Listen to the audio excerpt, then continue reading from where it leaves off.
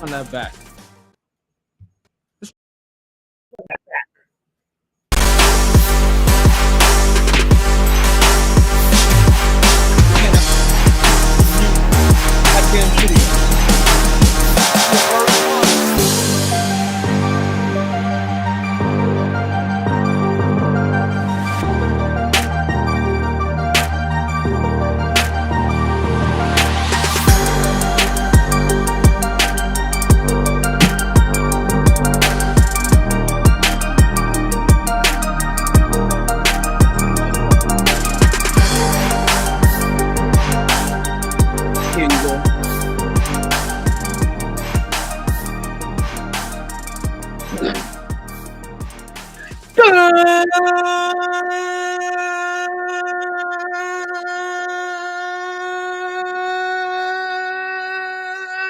Evening and welcome back to another edition of the MyT Sports Podcast. I am your host, the one and only talent, El Idolo Deportivo Taylor. It is another Enfuego day in the hottest city in the world, folks. It is officially October 7th. We have highs of 86, lows of 72. We've had a nice breeze coming across the city. Boy, but I'm telling you, shit ain't been nice everywhere. Shit was all good just a week ago, folks. We got AD being injured. We got some Thursday night trash we're going to get into. We're going to talk about Ho You Fat. We got these week 5 picks. Apparently, we're going to talk about white people cooking. We're going to talk about the punch heard around the world. Apparently, the pool gets clean. We got BG. We got BC. We got birthdays. We got VD. No, not that kind of VD. I'm talking about voter registration day. We have all that and more coming up next on the MyT Sports Podcast, folks. You are officially listening to Volume 8, Episode 13, Track 467. Boy, chill, Will. I'm telling you, I am excited today. Like, I ain't think I had a whole lot to get into, but we got a whole lot to get into today. So let's be without any further ado. You know what we say here, regardless of the time and regardless of the weather. Coach? You play to win the game. Hello? It's always a blast on a MyT Sports Podcast. Hey, yo, it's something you don't know about me, Joe Rogan. I drop takes back at it like a sports fanatic. MyT Sports. I see you, Chill Will. Let's make sure we get Chill Will in here proper. It's been a while. You drop takes, don't you? You drop takes, don't you? Sir, yes, sir. Well, if you're going to drop takes, you might as well go ahead and drop them exhibitiously. Cleveland! This is for you. Cleveland's been cooking. Like, I don't know what Cleveland has been getting into. Like, but Cleveland's been cooking. Like they've been making some moves. Like, I don't listen, for the podcast, it's great, right? Well, personally, I don't like that shit. I don't like that shit at all, dog. I don't like that shit. Like, I don't like that shit at all, dog. I don't like that shit. But let me tell you some shit. Let's get into the podcast. I told you we got a big show for you guys today. But let's go ahead and start off the podcast the way that we like to start off every single podcast. And that is with a little birthday party. And if you don't know about the birthday party, the birthday is the party that rocks the body. Yeah, it is the party that rocks the party. Right? The birthday party, what we basically do here is give a little birthday shout out to everybody that had a birthday since the last time that we were on the air. So basically, that's going to cover everybody from yesterday and today, folks. Let's go ahead and get a little birthday music in here. And yo, DJ MyT, drop that song. Hey.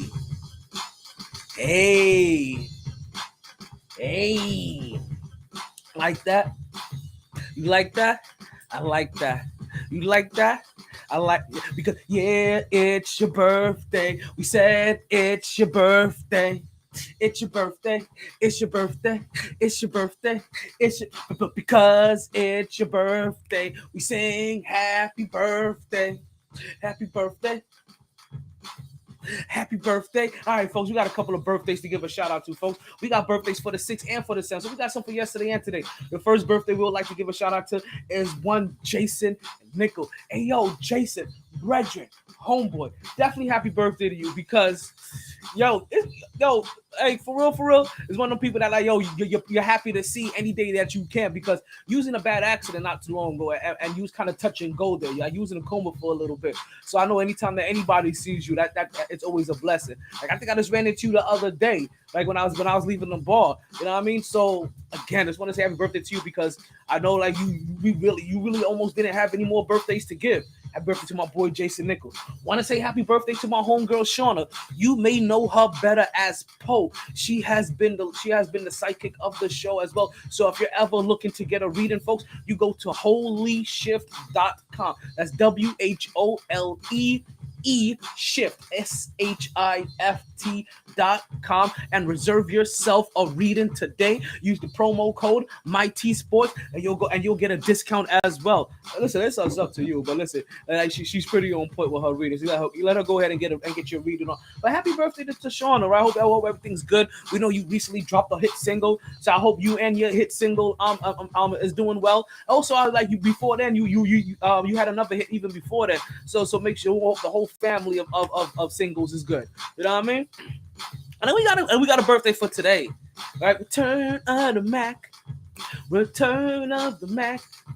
Return of the Mac. Yo, I want to say happy birthday to one of my old sergeants. One of my sergeants. I can't say old sergeants. I mean, it's right in both instances. He is one of my former sergeants, and he is a sergeant right now that is probably a little bit up there. I'm fucking with you, right? But not for nothing. We used to fuck with him all the time, though. We used to call him the original Buffalo Soldier. Listen, I feel comfortable enough calling him Fred, but it was one of my sergeants from Germany when I was stationed over there, Chester McCall, Sergeant McCall. You know what I mean? Oh, Chester, like, listen, like, buddy was smooth with it though. Like, you understand, like, growing up as a young soldier, right? If you're going to be single for a good portion of your life, then you have to really watch the maneuvers of other single elder soldiers. Sergeant McCall was one of them. He was smooth with it. He would lead with it and rock with it. Make sure he want to drop with it and pop with it. I'm just saying, like, he was like that. Like he was one of them dudes where you knew he was gonna stay in Germany. Like, it was just that good to him. And I know he stayed there for as long as he could. I don't blame him. Germany was fun. And we had a good duty station, and we had a good chain of command too. We had a good command unit. Like, but our unit was real good. Shout out to the Bravo Bravehearts. You know what I mean? You guys know who came up with that one. That's your boy again right here. Like, see, they don't even know that. Like that unit pride that eventually was fully embedded into the unit, that got us our own unit song. That we came up with a name for the unit and everything. That was me. Before, we was just Bravo. And eventually, we was the Bravo Bravehearts. Bravehearts.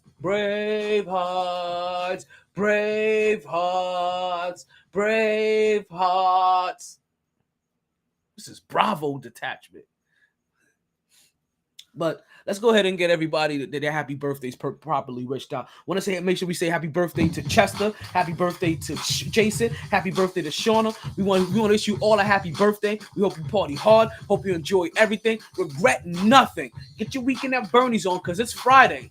It's Friday, so you have no reason not to be partying right now. You get your weekend at Bernie's on, and you continue to stay my.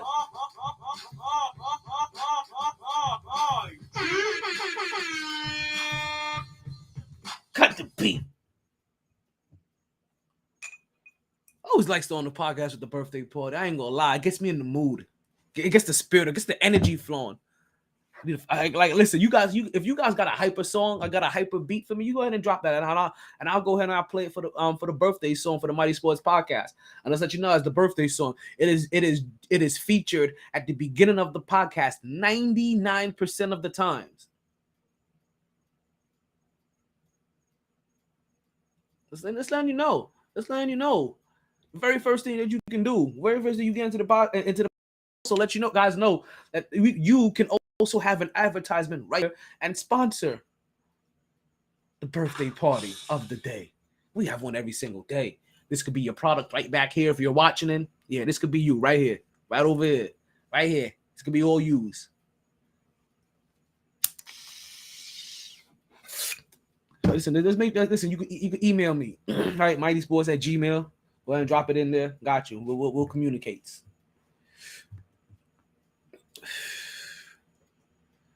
Let's get into our first topic of the day. Let's get right into the first. Because I really don't even want to hold it up any longer. Like I don't want to procrastinate because we had some really good things in sports.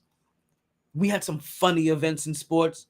We had some sensational moments in sports. Like do we have some good, some bad, and some ugly? I guess you can say that. But I don't like saying that. But everybody says that shit, right?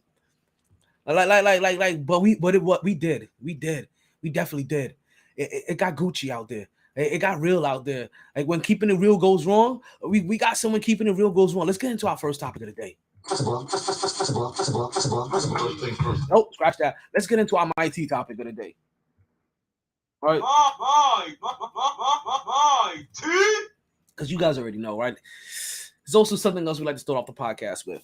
And I don't like to start it any later than this because sometimes it gets lost, and I don't want it to ever get lost because that is also one of the things that she is also afraid of, as she is currently wrongfully detained in Russia. Who am I talking about? We're talking about Brittany Griner. Notifications came out recently, or a statement recently came out that Brittany Griner was afraid that she'll be forgotten about. She is afraid that she'll be left in Russia. Like she is afraid that she is gonna be used for leverage, and that's the only like she's afraid that she's being used for leverage. We all know that she's gonna be used for leverage. But Brittany Griner, we're not gonna forget about you here. Listen, and I'll tell you one reason, because you have at least one individual in me, yourself, that is gonna make sure that you do not get forgotten about. Like it really is that simple. Like as long as we have a podcast, we will remind everybody that we are officially going on day 232 since Brittany Griner has been wrongfully detained by Russian authority on trumped up weed charges for having empty cartridges. Now she's being detained right now so they can leverage her to try to free up one of their illegal arms dealers.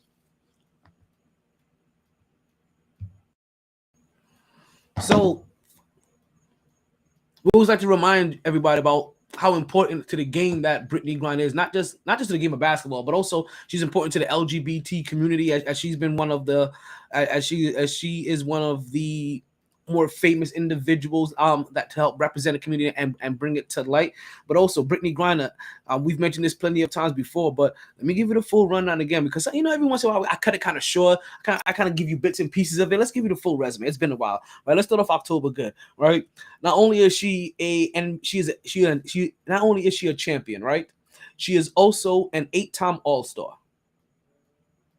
Can I get a little? Like, let me get a little something. Let me get a little something, if you guys don't mind.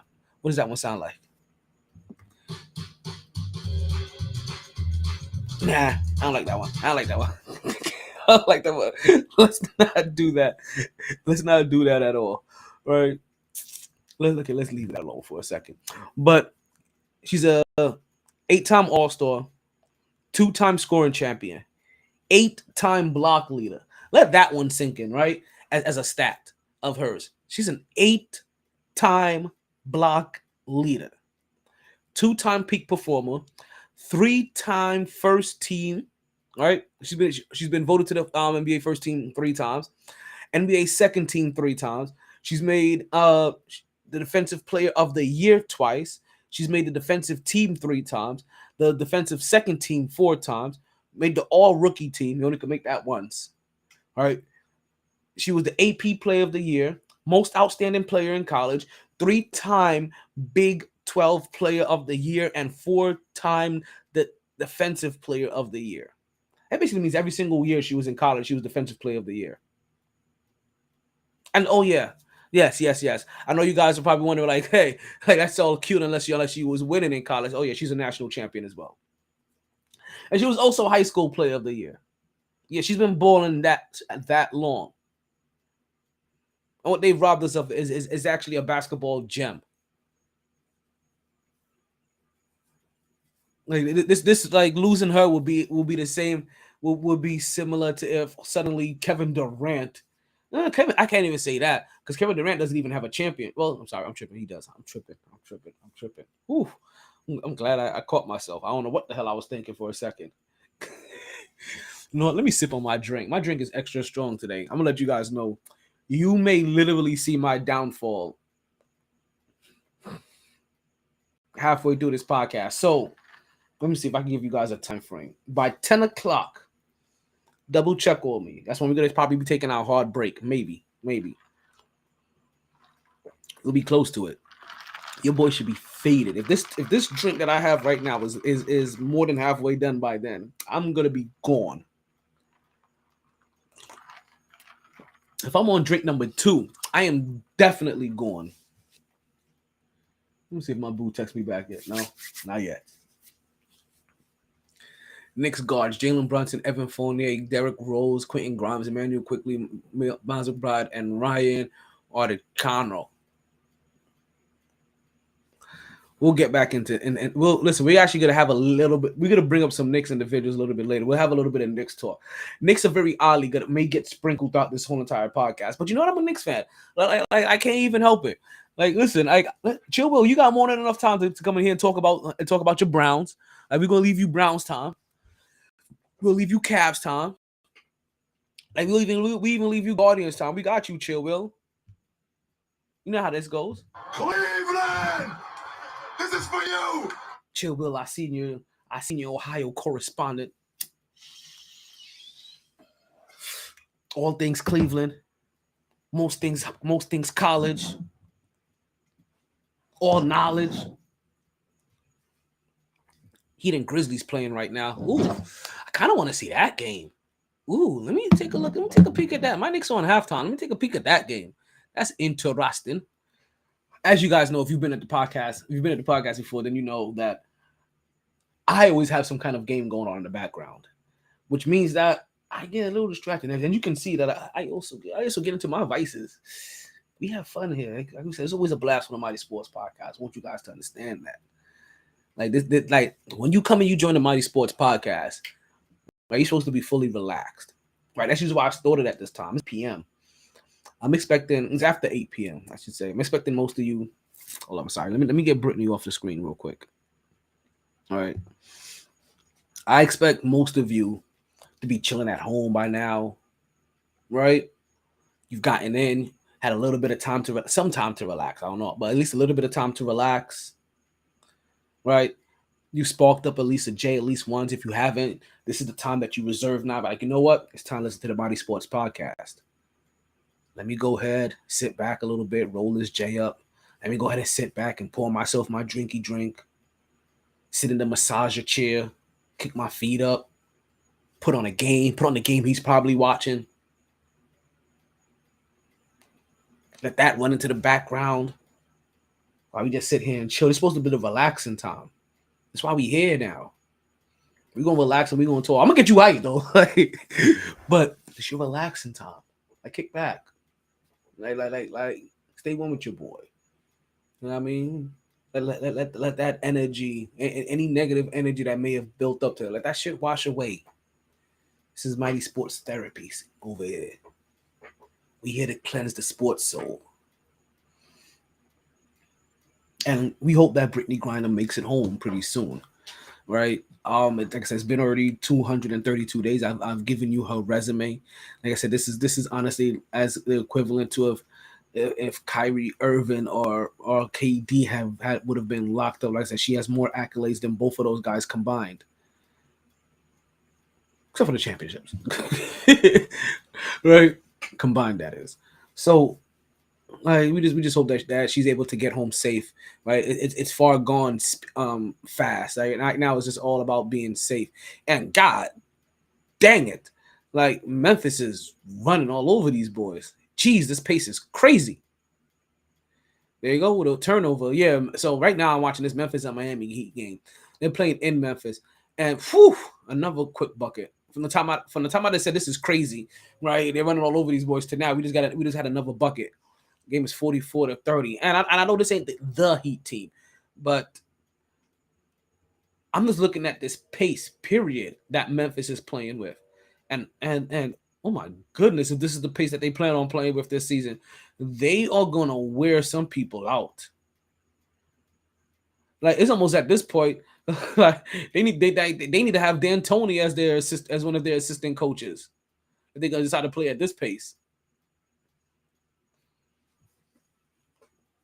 Let's continue to march forward, right? Let's get into the first topic of the day officially. First of all, things first. Did you see the incident where the pool got cleaned? Anybody got a chance to catch the incident of the pool cleaning? It's been everywhere so far, right? Guy cleans pool. Or you guys may know it better as maybe to punch her around the world right now. All I know is that whatever it is, it had more action than a Thursday night football game. So we decided to start the podcast with it today, right? If you guys haven't heard by now, like, there is an incident that's going on with Draymond Green. And I think we may have heard this already, right? I think it's been out there for a couple of days now where Draymond Green and Jordan Poole got into an incident, right? That's what they said. And then, god damn, when you look at it, it is bad. I'm sorry. Like, it is bad when you see this. Like, right now, if you're watching the show, right? So I know a lot of you like to listen on Podbean. And you got a lot of you like to watch on Instagram. But if you're watching on Twitch or watching on Facebook or watching on Twitter or watching on YouTube, then you guys can see the video that's up. And like, oh my God. Like, like, that's not even right. What is going on right there? Like, you guys see this? I want to be Little Bank, but whatever. We'll get it back up. Like, yeah, you see this? And okay, so there's a couple of things that's going on here, right? There's a couple of things that's going on. We were this way. There you go. It's over there. All right, so there's a couple of things going on here. And one, as you can see, apparently, this takes, what we're catching is about a minute after they had been arguing already, right? And who knows what he said? You know, that's why your girl tastes like Cheerios. Like, who knows, right? And we still got to find out what the hell. Like, you know, it's funny. After all these years, after all the shit that has been said, I don't think that KG or Melo has ever revealed what KG truly said. But not for nothing, this is what should have happened. It shouldn't even been no the moment, like, one finger was put on you, like, see? God damn. He rocks the shit out of him.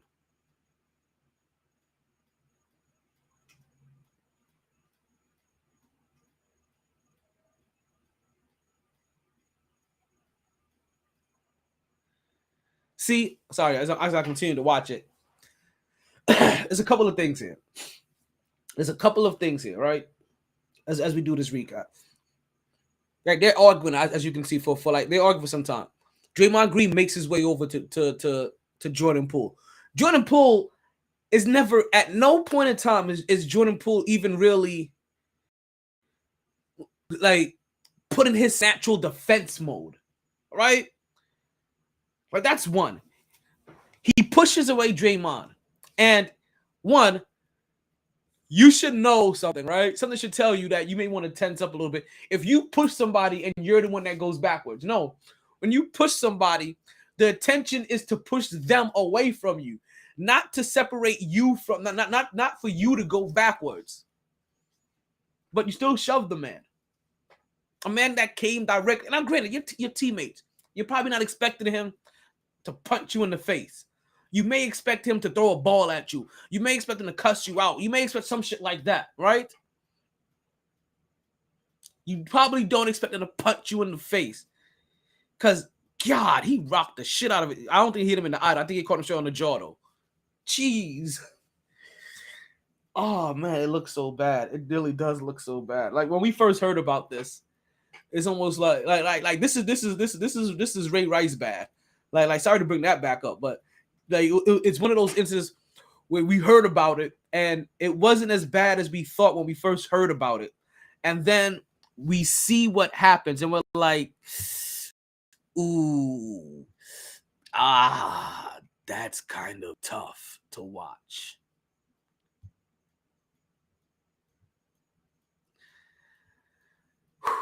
It really is. That really is a rough one to watch. And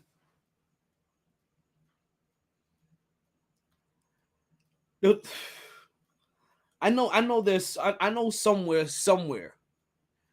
right? Bobby Portis, right?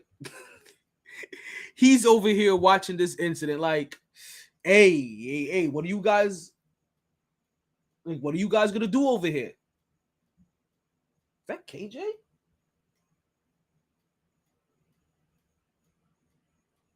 I think I hear my co-host. Not that I don't have I just wasn't expecting him today. Oh shit. Co-host is here. Let's go ahead and make some accommodations for the co-host. I really wasn't expecting him today. He didn't tell me that he was gonna be here or not. I guess he's gonna start coming here every Friday, which is okay. I can understand that one. That makes sense. Oh shit. Let's go ahead and get some room in here and see how that's gonna work, and then we'll adjust it in a second. So Jordan Poole gets his clock clear, and I'm telling you right now, like Bobby Portis is somewhere. Like, hey, like we just gonna let him get away with that? Like that's okay now? So, and it's really weird what happens between the regular season and preseason, right? Because I don't know if Chicago suspended Bobby Portis, right? Or Bobby Portier. What's his name? Portier, right? I think it was Chicago that suspended Bobby Portier. Like I can't remember if it was the league or if it was Chicago. Because he missed significant. He missed like a quarter of the season, if I'm not mistaken. 20 games? Like 12 games. It's like an eighth of the season.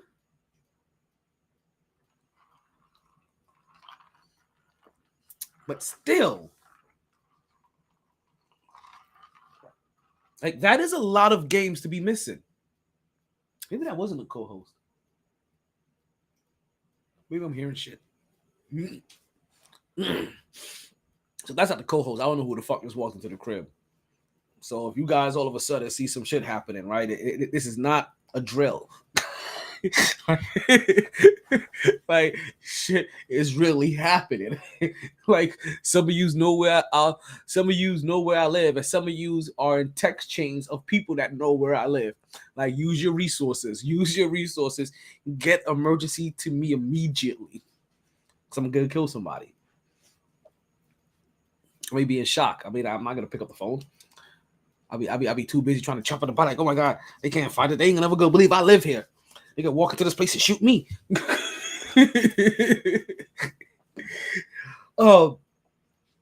Yeah, somewhere Ike and Kapali is wondering, and guys, in case you don't know, my Ike and Kapali. I don't think he's ever been talked about outside of him punching Geno Smith. Yeah, that's the dude that punched Geno Smith. Like somewhere he's like, yo, that's some bullshit. Like they just can't let him get away with that because. But you see, this is gonna be interesting because we're gonna see a couple of things here, right? It's either we're gonna see a lot of that's just Draymond being Draymond. That's how Draymond leads. If we're gonna get a lot of old school versus new school in this, right? Because I already have seen a lot of former Knicks players coming out and saying like, hey, if you thought that was anything, if you were recording, if you would have had a camera in some of those old Knicks practices, this would have been nothing. But remember, those old Knicks practices had Charles Oakley on there. Somewhere out there, Charles Oakley is a proud papa. He's like, fuck yeah. you enforce on your team, young fella. Talk that shit now with a fucked up jaw. Talking that light-skinned shit. Gotta put light-skinned niggas in their place. Just say it. That's me imitating Charles Oakley. All right. Like somewhere out there, Ron Artest is over here like, yo, Queenbridge. True warrior all day. Somewhere, Michael Jordan is out there like, yo, he must have said some shit, and Draymond walked over to him like, and I took offense to that. Why didn't kiss her?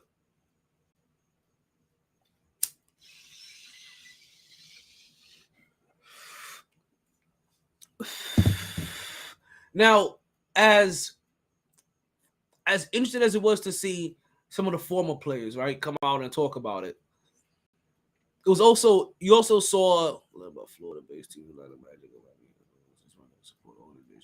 okay. It was also interesting to see what I was just reading that Miami Heat and the Orlando Magic are gonna be working together to supply relief funds and supplies to individuals that have been affected by Hurricane Ian. So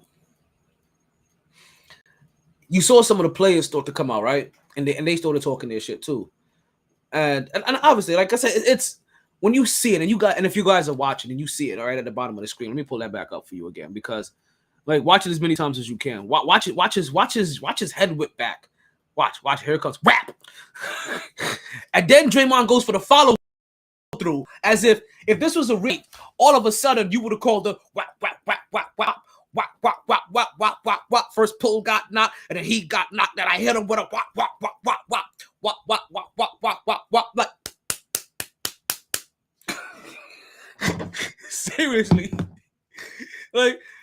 So this is a weird thing, because like this sends a message out to the whole league, right? Because the league is kind of soft. Let's be for real. The league is kind of soft, right?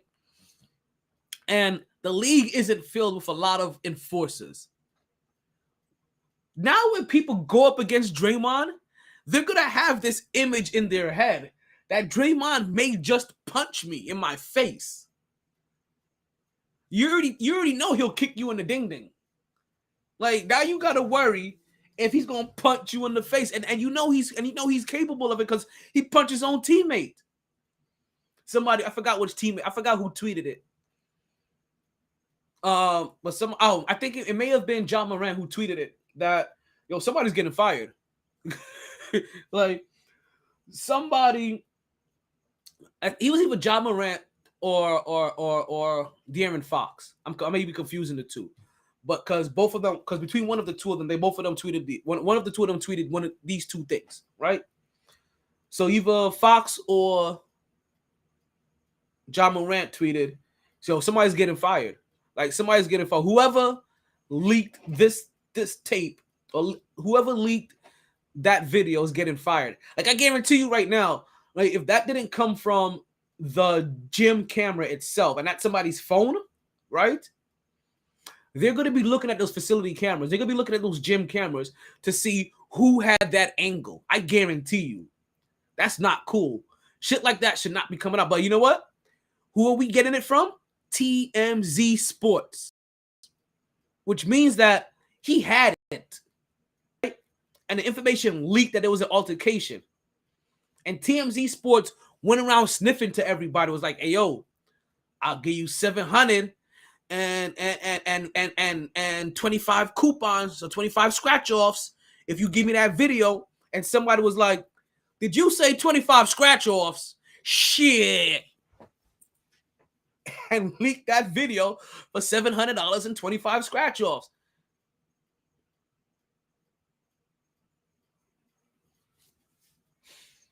Yeah, keep watching. Like you said.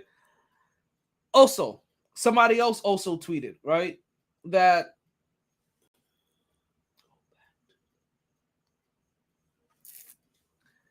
Draymond Green is trying to get to LA. Somebody tweeted that one out too, which I thought was hilarious. I was like, damn. And then Evan Fournier from the Knicks tweeted that was a sucker punch. Oh, okay. And I think Evan Fournier may have also tweeted out. Was it him? No. This is the other one that maybe either John Moran or De'Aaron Fox that tweeted out. How do you go back to being teammates after that?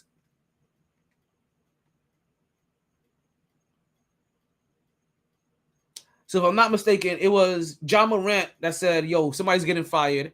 De'Aaron Fox is probably, I think, the one that says, how do you go back to being teammates? And then Evan Fournier was saying, like, hey, he got sucker punched. And I forget who said he's going back to L. He must be trying to go to LA. I forgot who said one.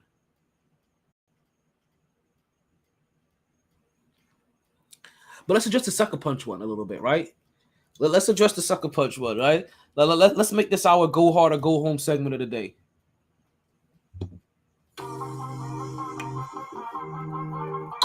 Go hard. So checked right now. Or go home.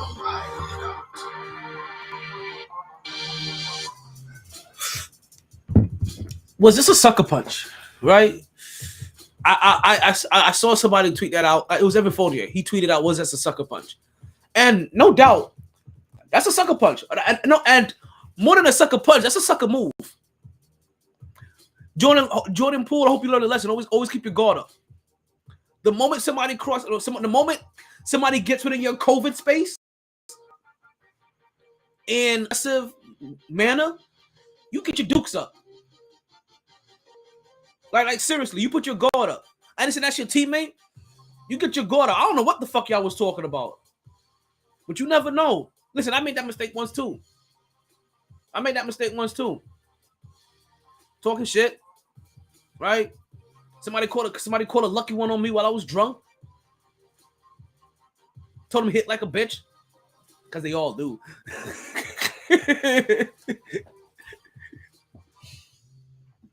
Oh, man. So that's a lesson that's a lesson that he had to learn young. You know what I mean? Like, it's your teammate, but now you know even your teammate will swing on you. And Stephen Curry is not red-shirted. He is not in the red shirt. That's somebody else. Somebody was trying to say that Stephen Curry's in the red shirt, like he's not supposed to be touched. But you know what though? From the looks of it, was Jordan Poole even supposed to be playing? Was he even on the court? So one of those guys was not technically on the court at that time. So as you see it, right? Jordan Poole pushes him, and after he pushes him, Draymond Green just goes and then he takes a swing at him, and that wasn't a swingable offense. But you know what? Who knows what was said, and who knows if Jordan Poole has been an habitual line stepper before, and Draymond Green may have warned him like, "Hey, keep talking that shit, I'm gonna fuck you up," and not for nothing, right? People need to take that shit seriously. When old heads be like, "Hey, keep talking that shit, I'm gonna fuck you up. Keep talking that shit, I'm gonna put you in your place." They've officially got to the point where they're no longer hockey king with you. Like, all right. And the only thing you can do at that point is tell them, like, yo, you can be sensitive all you want, but if you want to knuckle up, you can knuckle if you buck. You know what I mean? Like, we can keep talking about that shit, and we can handle that shit like gentlemen.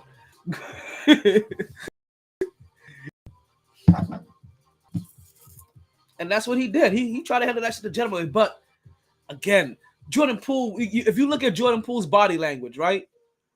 He was not ready for a hit. After he pushed him away, he was just like, man, go ahead. And that's exactly how he is. Actually, I'm glad that it even came to my mind. That's exactly how he pushed him away. He was like, go ahead. Because Jordan Poole was the one that went backwards. He was like, man, go ahead. Give him a nice little shove. Like, man, you play too much. Get the fuck away from me, dude.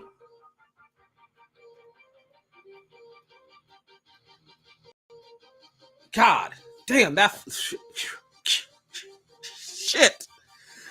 I feel for him. I really do. That was kind of a sucker punch. That was kind of a sucker move. It really was.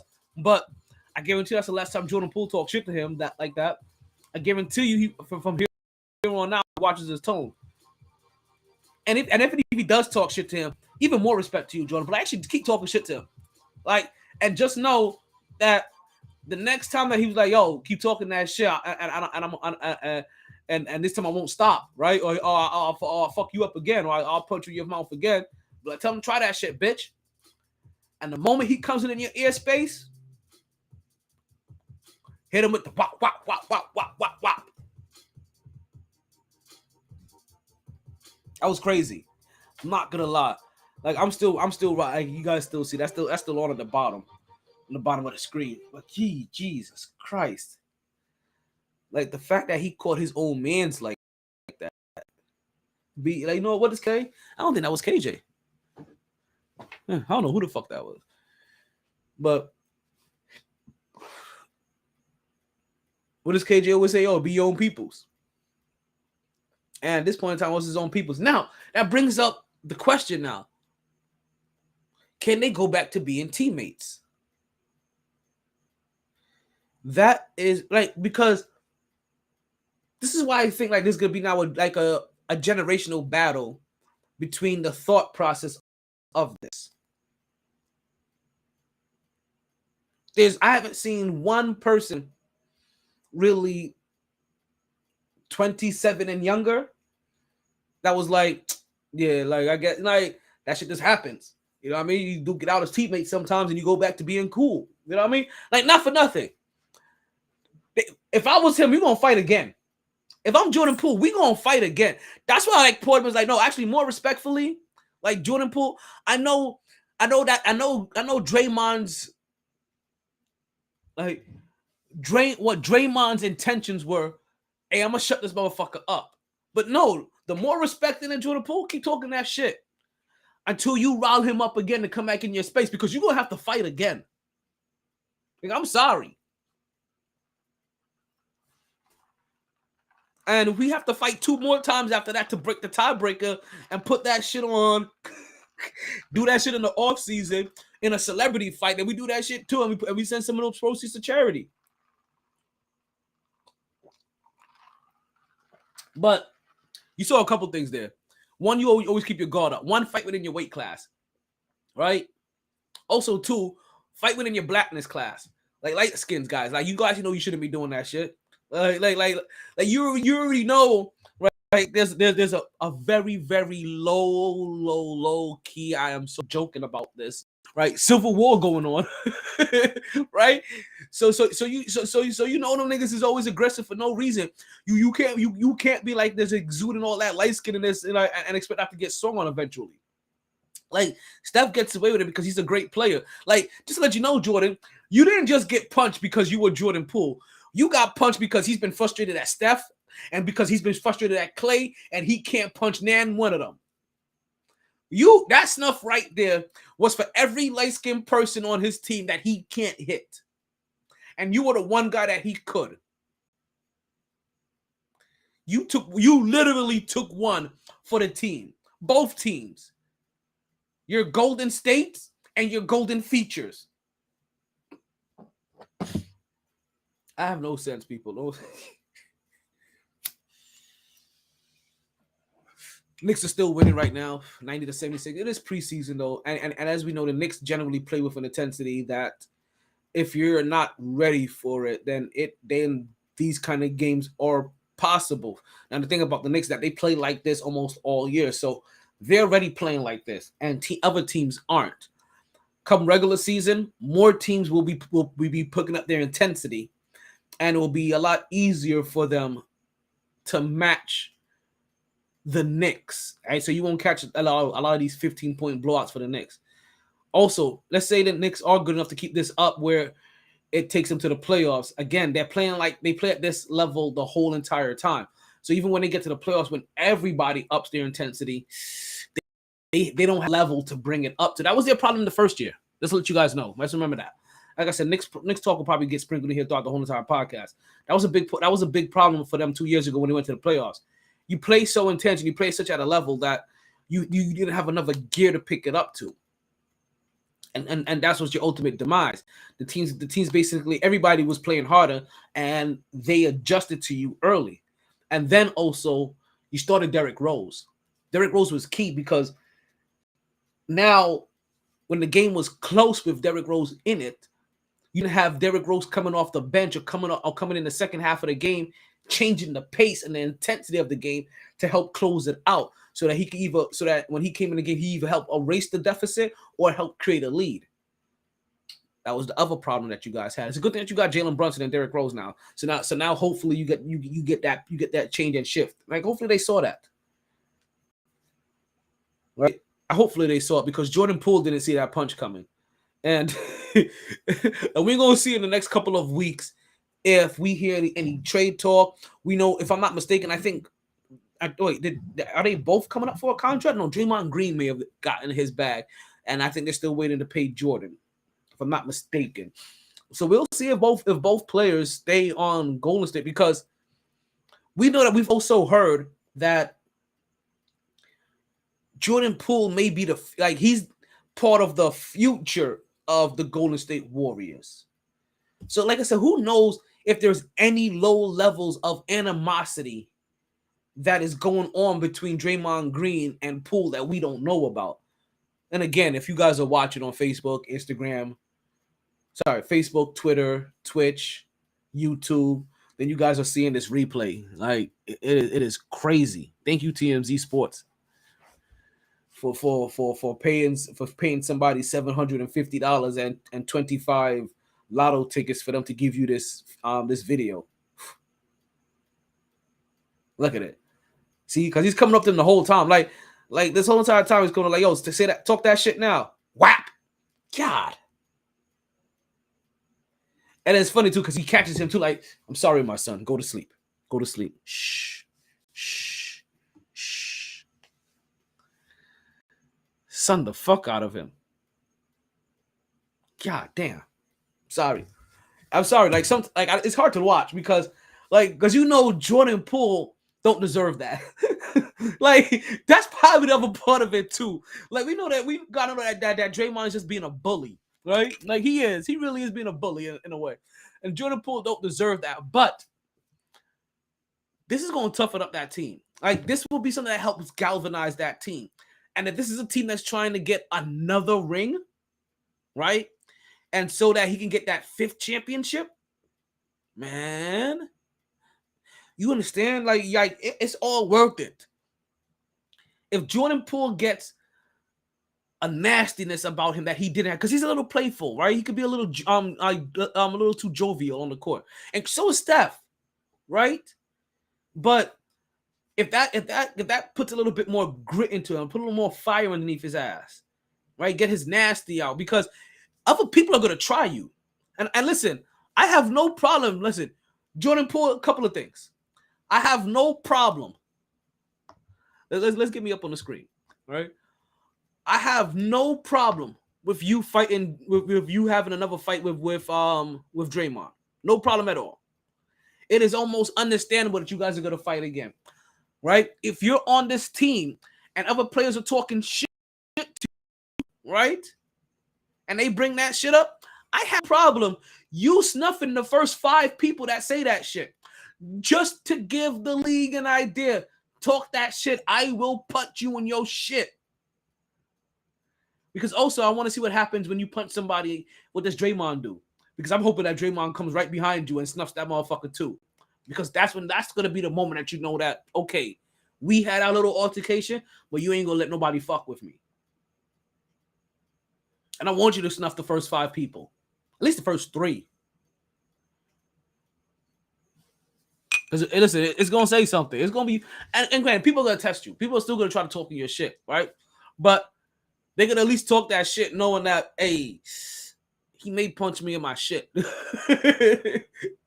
Like, go through your stage where you're talking shit back, and then you get quiet and you stop talking shit, and that's when you swing on them. That way, anytime that you're talking shit and you go quiet, it puts it in the head like, oh, damn. Is he gonna swing on me now? Is he gonna swing on me? And that's what they start doing, because now you're in their head. Believe it or not. let's continue. Let's continue to march forward, man. Like this was just interesting. And it had to be Draymond, right? It had to be Draymond. Draymond is funny. Draymond really is a funny individual, and obviously he's already come out and he's apologized to his teammate for hitting him. Am I still on the Heat game? I am. Shh, fiddlesticks. No, like, damn it. I really meant to go back to the Knicks game already.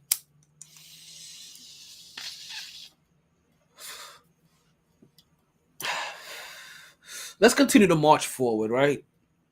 And let's see if we can score some points on this next topic, because Obi's over here arguing with the ref. Man, Quickly's over here looking sharp. I want to see more people get punched now in basketball. Like I want the punching era to come. Like listen, I know I'm not the only person. I know I'm not the only person who wants to see the punching back. Like people was willing to swing on players. When players were willing to swing each other. I want to see it come back.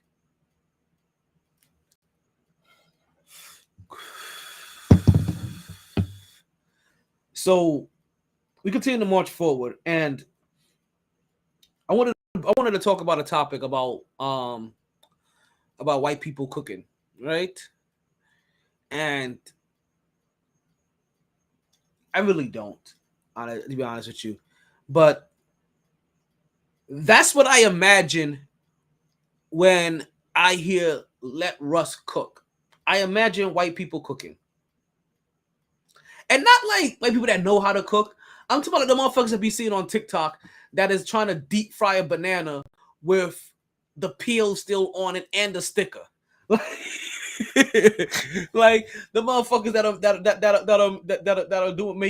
that are boiling Pringles and shit to like make the crust for their pizza. I'm talking about those people, right?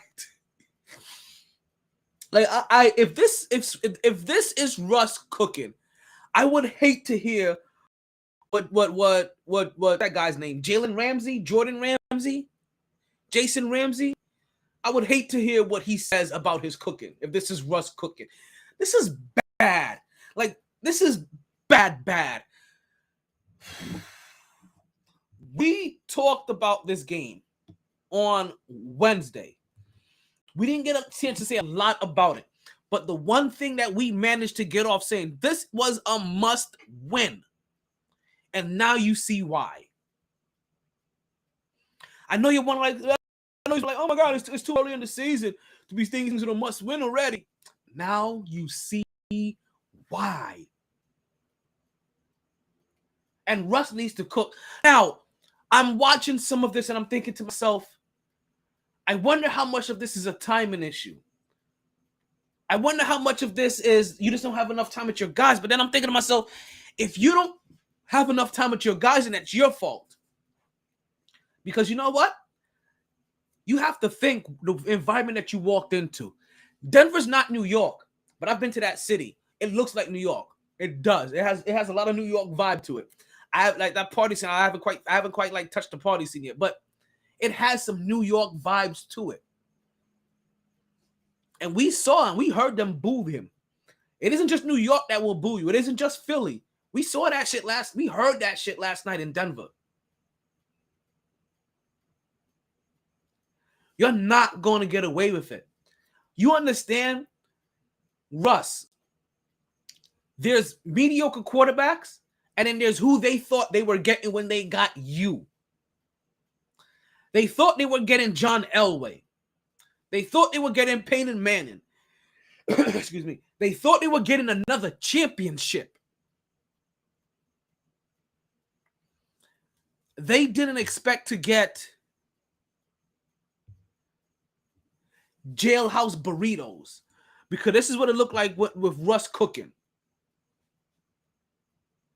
It looks like ramen noodles every day of the week, except for on Sunday when you go to visit your parents. Let Russ cook. Let Russ cook look like he finally learned that he could put mixed vegetables in his ramen noodles. Let Russ cook. Let Russ cook. We used to call him Mr. Unlimited. Now we just call him Mr. Limited. Say that again. Mr. Limited. Now we just call him Mr. Limited. That was some mediocre that was some mediocre gameplay. That was mediocre gameplay. Beyond mediocre. That was for 4-5 weeks now. Geno Smith has looked better than you in your old system. Because, see, I keep telling you guys this. Some guys just need to be coached. Some guys should never get the Peyton Manning treatment. But what it does, it allows the coach to get off the hook. And put all the blame on the... Okay, whatever. Coach. Some guys should be coached their whole career. And then some guys are Peyton Manning. And even Peyton Manning needed a coach. See, they thought they were getting Peyton. At least Peyton Manning they thought they were going to get when they got you, Russ. If you don't have the timing right down with your receivers, it's because you haven't put in the work in the offseason. Because one of the things I remember hearing about Peyton Manning when he went to Denver, within a week, he was practicing with his guys, practicing routes, practicing timing. What were you doing? You on a red carpet somewhere with your wife. Bronco Nation, let's ride. Getting booed. You got booed. You got booed off the field at home. Let's ride.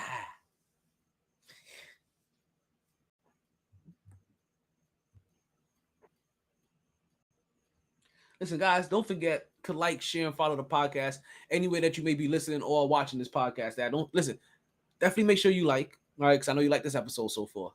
Make sure you subscribe. That way you can get a little bing bong every time that we go on. But also make sure that you share, because sharing is caring. Don't be stingy with it. MyT Sports Podcast. Go to the website, mytsports.net. Put in your favorites.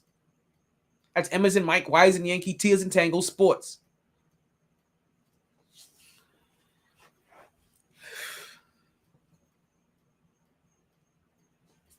They paying this man $245 million. Now you know right now, $245 million, $245 million. And you can't put up a touchdown in prime time.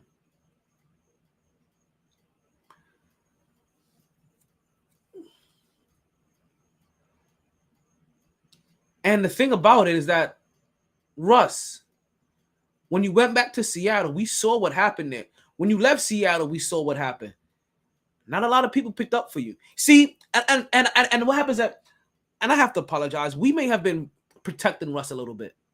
Because, not for nothing, Russ got the same exact treatment from his teammate, from his former teammates and his coach and his organization. The same exact treatment that Baker Mayfield got. We kind of drug and cracked on Baker Mayfield about it. Russ got that same treatment. Teammates weren't taking up for him. His coach didn't speak well upon his name. They hired Geno Smith, a young mediocre quarterback, and he is looking like, you know what? You give me the opportunity to get a game-winning drive, and we're on the 1 yard line. I'm gonna run the ball. What did Richard Sherman say? Run the damn ball. You got Richard Sherman he has PTSD out here. Richard Sherman, you understand? You know that Richard Sherman really caught a flashback? His lips went white. Go back and look at it. His lips go from being moisturized, and I pause on the mess, but his lips suddenly turned white. He had a full flashback. That's pure anxiety. And it wasn't just running the damn ball on the 1 yard or with 1 yard to go. It's consistently missing your receivers. It's consistently missing the open number 2 and 3 options. Russell Wilson is looking at the first read, seeing that's not there, and taking off running. like a scared, inexperienced quarterback. You understand? That's what Baker Mayfield does. That's what Kyler, I should have played baseball, Murray does. That's what Cam Newton did. That's how he's playing. While Geno Smith is out here with one of the most yards. Geno Smith is out here with one of the best QBRs.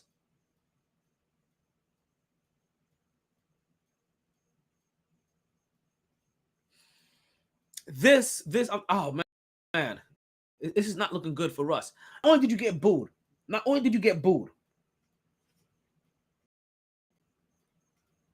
when the game was 9-9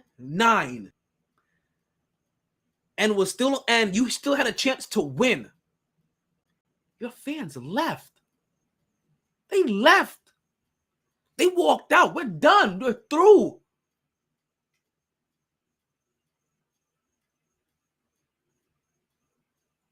Like, they hit you with, if I get caught leaving, that don't mean I don't love you.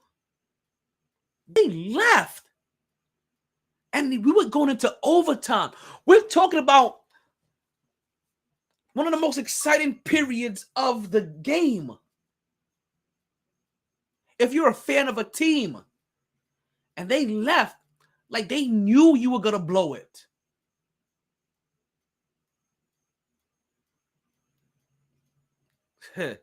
Let Russ cook. You burnt the food. But how the hell you burned the plate? That don't make sense. Russ, you said first week, we all looked at the first week, we were like, yo, this coach is holding him back. Like, how you not let Russ cook a little? So you guys are going to have to find the perfect give and take where you allow yourself to be coached, but they allow Russ to have some moments where he's able to call the audible and hopefully he makes the right choice.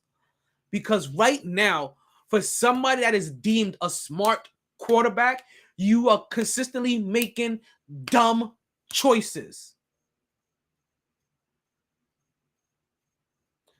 For somebody that's supposed to be a good quarterback, for somebody that for the last decade has been talked about up there with the lights of the Drew Breeses and the Aaron Rodgers of the world.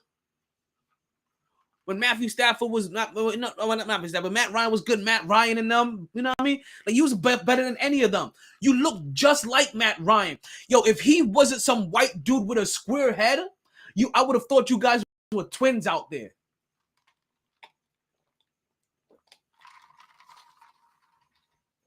Like, holy crap. How you not look better than Matt Ryan? Matt, my ice has melted Ryan.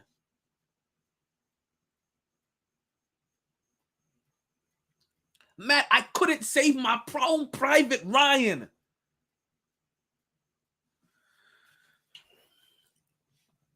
Russ,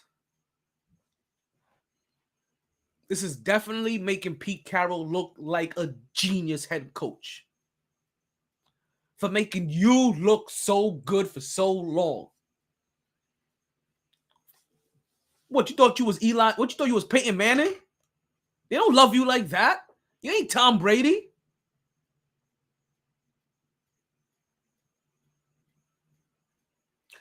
Hold on 1 second.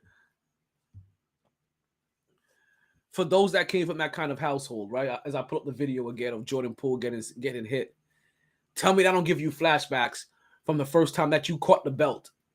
And you thought you was like, oh shit, I did this, I caught the belt. What? Oh shit. When I catch the belt, I use my hand then. Sit your ass, calm down. Me say sit on. But man, let's hope this energy and this pace. Number one thing is gonna be health. The Knicks probably still need another point guard. I don't see, like, if Derrick Rose goes down, they still they still rely heavily on Derrick Rose. If he goes down, like one of those young guys are gonna have to step up and fill his void. Quickly, McBride, Grimes, they have to step up and be able to impact the game that a 15-year in the league Derrick Rose can do. When you guys are when out of the names, the people I just named, none of them in the league more than 3 years. Excuse me.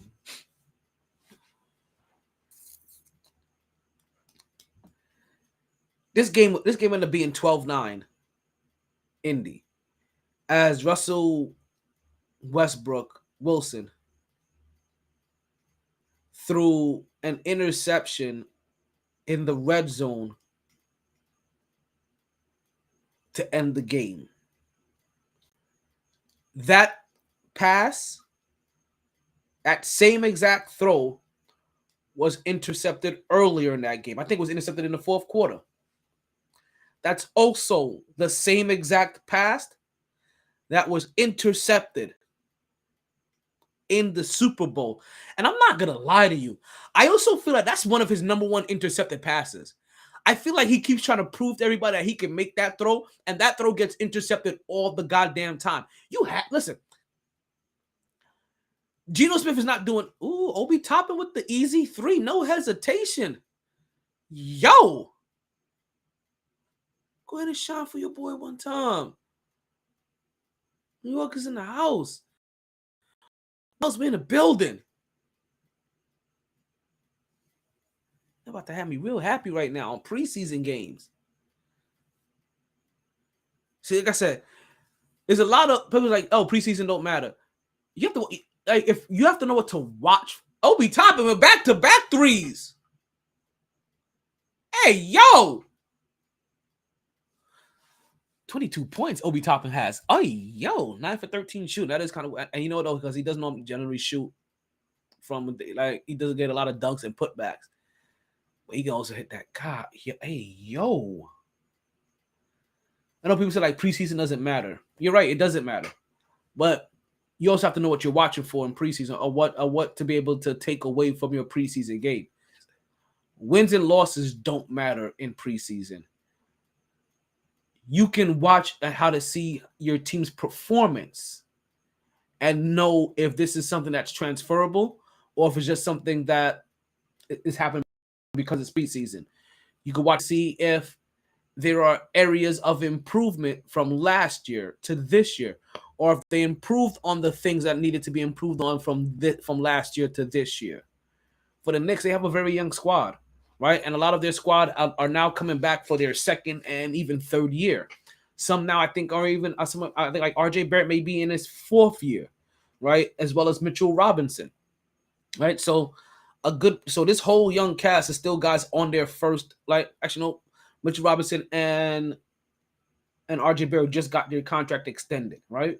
So they just got 2 people, right, that got out of that rookie contract pool. But all they got was the rookie extension, right? The rookie max. Well, RJ got the rookie max extension.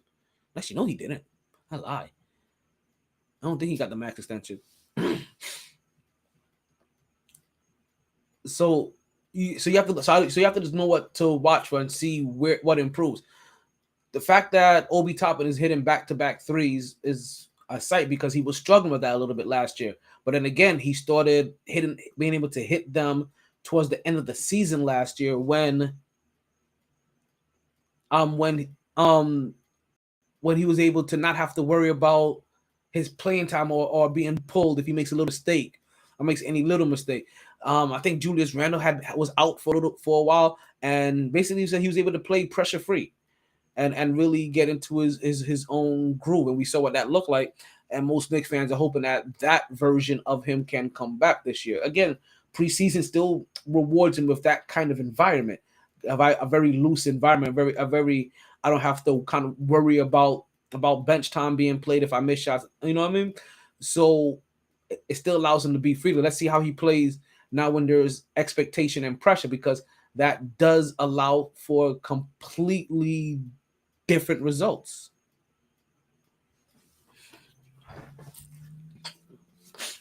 All right, let's continue. Let's continue here, right? As we were talking about Russell Wilson.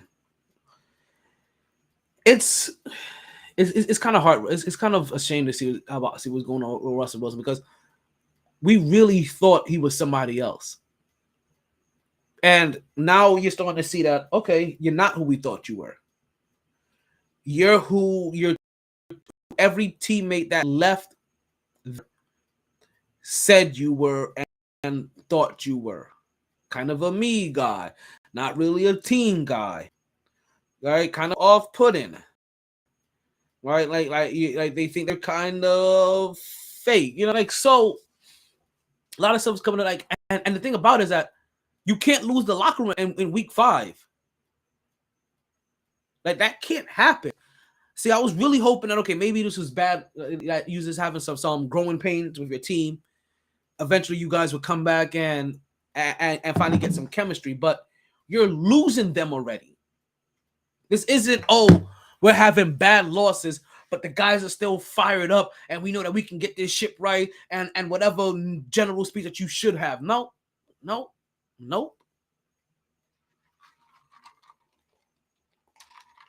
You got your receivers banging their helmet on the turf after you've missed another wide open teammate. You have teammates side eyeing you while you sit on the bench. Like, this is our QB. This guy. Like we were better off with Chase Young. He's over undefeated in Bronco country. I mean, in Cowboy country.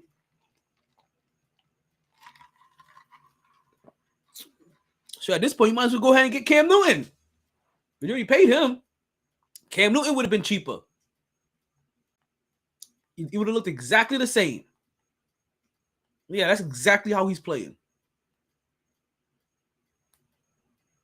And we thought he was better than that. We thought he was smarter than that. Like, it really it really was surprising to hear him get booed. It really was. And then also to see the fan base start to leave. They really were just like, you know what? This is what happens. Trey Young was still good, bro. Fuck Trey Young. Fuck Trey Young. Fuck Trey Young. Fuck Trey Young.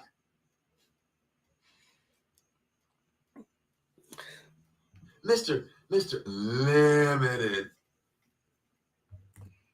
Yeah, he's not gonna get that unlimited drop until he gets at least 2 games above 500. Oh my God!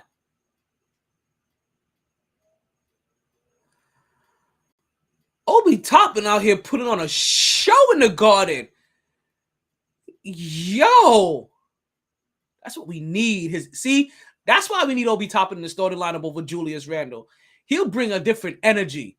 He'll bring a completely different energy to the game. Look at him getting steals, dunking the ball, putting it between his legs as he dunks. Hey, yo.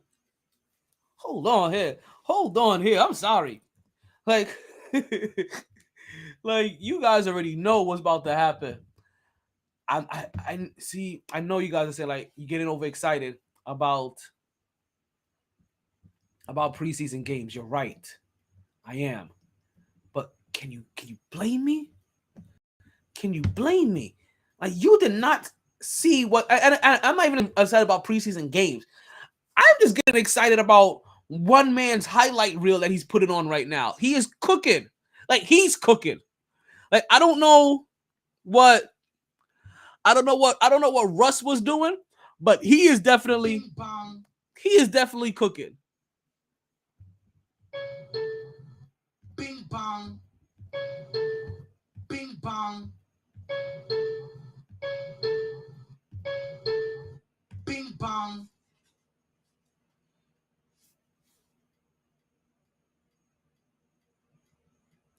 Yeah, I'm just excited about his performance. Like, he's doing something. He's doing something well. He's doing something well. Knicks are playing plays. I can see Knicks play right now. They're playing plays. I'm going to be that's not even going to be on their team. And granted, also as we talk about preseason, The Knicks are probably also one of the few teams that are playing that you see them playing the majority of their time. 95% of the people that's going to be on their team. Most teams they're probably like about 60% at this point, maybe 75. Whoo! Jericho Sims with the chase down block. Yo, that bench is going to be crazy. Oh my God. I really hope we get what I hope we get from the bench of the Knicks. And that is still a semi-athletic Derrick Rose that knows how to push the pace. Right? An Obi Toppin that can fly up and down the court. And he's ridiculously athletic. Jericho Sims at center that's ridiculously athletic and can run the court. Maybe you throw in Emmanuel quickly to help with that pace. And if you can get Cam Reddish to get right, and he comes in as that small forward, oh my God. The athleticism off the bench and the high flyability that they have. And while having Derrick Rose and Quickly on the court together is kind of small because they're both about 6'3". Man, Cam Reddish is 6'9", 6'10". Obi Toppin is 6'9", 6'10". Jericho Sims is 6'11", 7 feet. And every single last one of these mugs is athletic. And the only one who can't shoot is Jericho Sims. Who is this guy? Who was that? That was smooth. That was natural. If you can play defense, you're on the team. Shoot, if he gives you the Evan Fournier treatment, if you can't play defense but you can shoot like that, you on the team. Who is this guy? Not another one. Don't tell me. I'm about to say. What do you get? You got a little Grady. Oh, they call moving screen. They had to.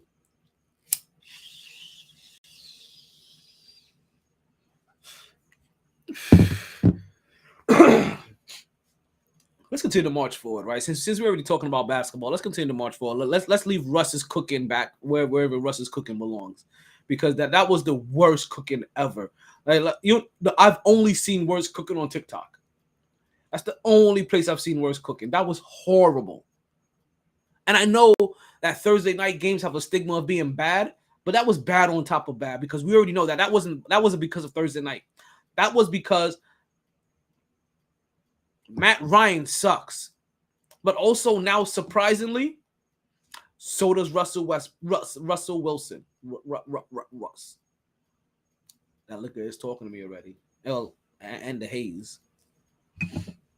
They both talking to me right now. Oof. Listen, as I say they're talking to me, I reach for my cup to get another sippy sip. He's just bees like bees in the trap. T's in the trap. T in the trap. T on the pop up. T on the pop.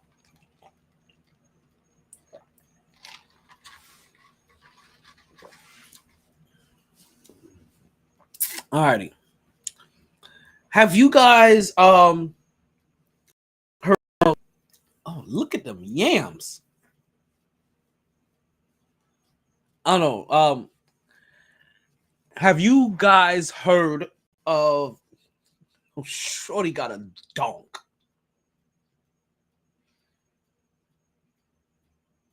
Have you is that no, that's not Victor Oladipo. He used to play for the Knicks. Galloway? Galloway? I think it's Galloway his name is. He's on Indiana? What he doing in Indiana? How did that happen? Who is this guy? This guy's about to make the team. I'm telling you right now, the Knicks about to have their white guy shooter. That's the only way I can explain it. Like, and I'm not trying to be offensive to anything, but they about to have their white boy shooter. Like I said, if he can just play a little bit of D, he'll definitely make this team. But he's showing the effort. But his shot is pure though. Pick and rolls, off the pick and roll, that shot is pure. Wide open in the corner, that's pure. You seen him trying to come up on trying to do pull up on a mid-range, but that one he got fouled on. So they got Deuce handling the ball right now. With about 3 minutes left to go in the game.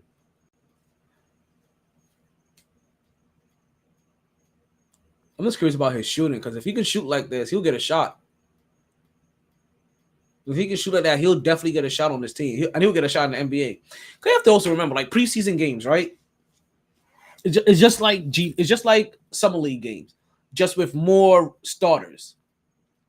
There's going to be some people on that team that isn't going to make the team. But what you're doing is that you're interviewing for all the other teams in the league, right? I guarantee you there's generally still scouts watching a certain amount of games and be like, hey, if this is somebody that we can't, that they don't sign, maybe we could sign them to our G League affiliate and put them in their system, or however it goes. Whoever these guys are, they need to make sure they keep all of these guys in their. They need to make sure they keep all those guys in their G League system if they can. Especially number 17. I haven't caught his name quite yet, but number 17. He's been out there looking like just like music.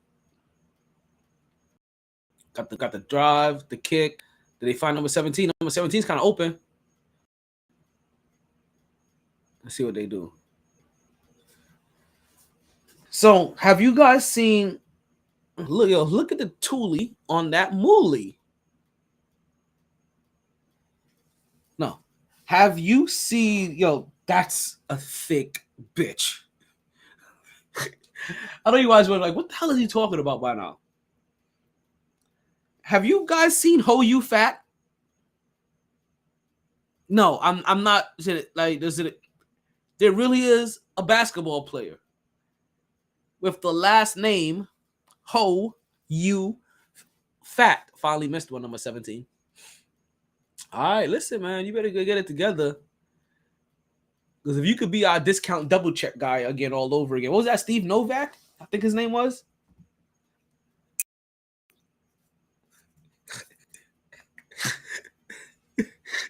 I'm sorry.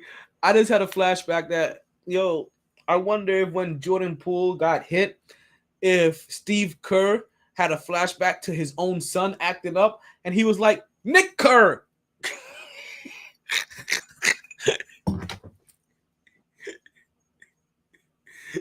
I got issues. Look at that, Tom Thibodeau. He's gonna be mad all the way to the end, even in the preseason game. Even though he look like he's smiling a little bit. You can't tell it, but there's a smile underneath that scowl. Who's number 3? Who is this guy?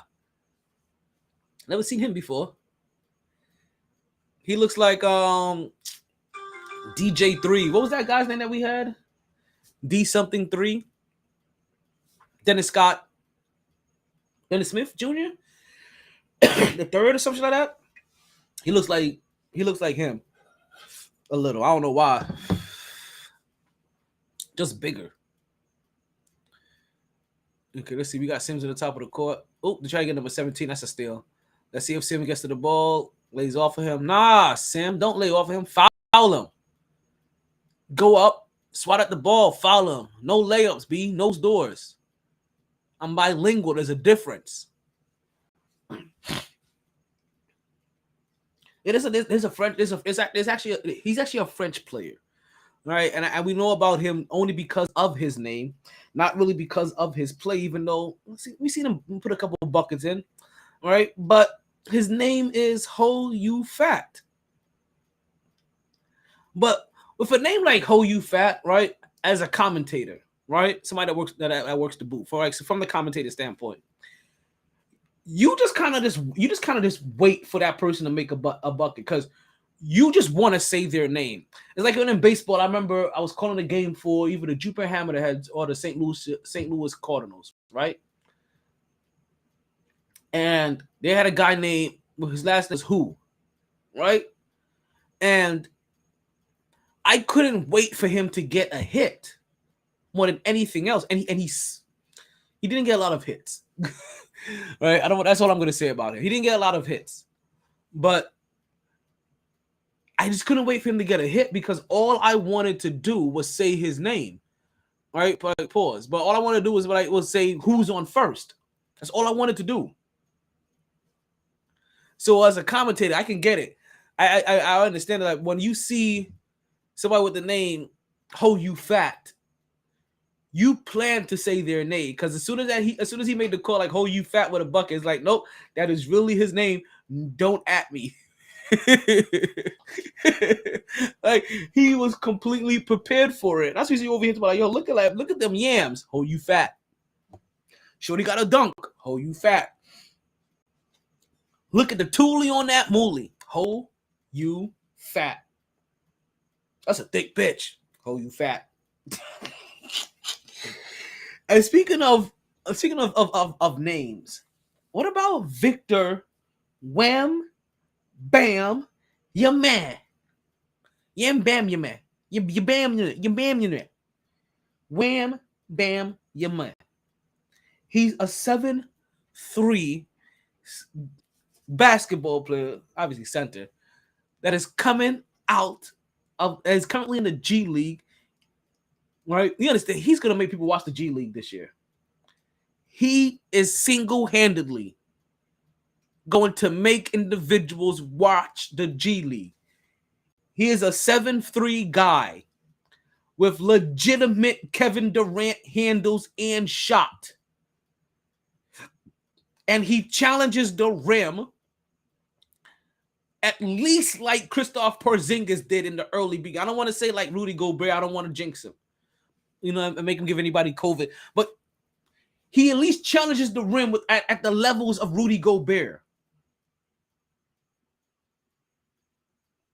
Runs the floor, can shoot the three, can dribble the ball. The only thing I haven't seen him do is post up so far.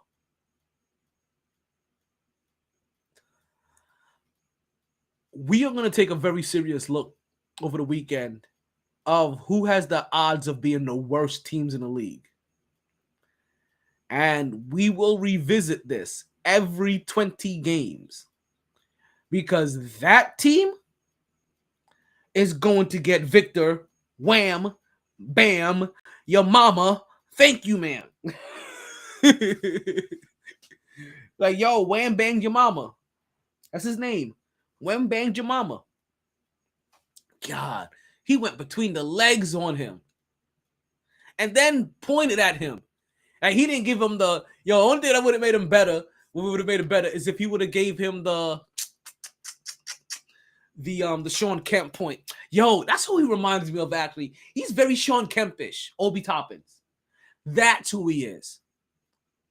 He has a lot of Sean Kemp-like qualities to him. We got to see if he fills out the rest of his game, but he kind of reminds, like, as I'm thinking about it, he reminds me, I gotta DM him, right? I gotta send him a message like, hey, yo, I need you to dunk on somebody and do the Sean Kemp. Like, seriously, I want to see him Sean Kemp somebody. That will be my day. And if he does it, then I know he's definitely doing that for your boy. We go back. Listen, everybody from New York goes back, okay? Like we all do. Like we're just tied to each other through aggressive blood.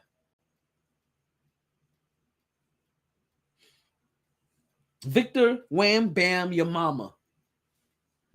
7'3" baller. He made Rudy Gobert look small. I think he's on the G League Ignite, maybe?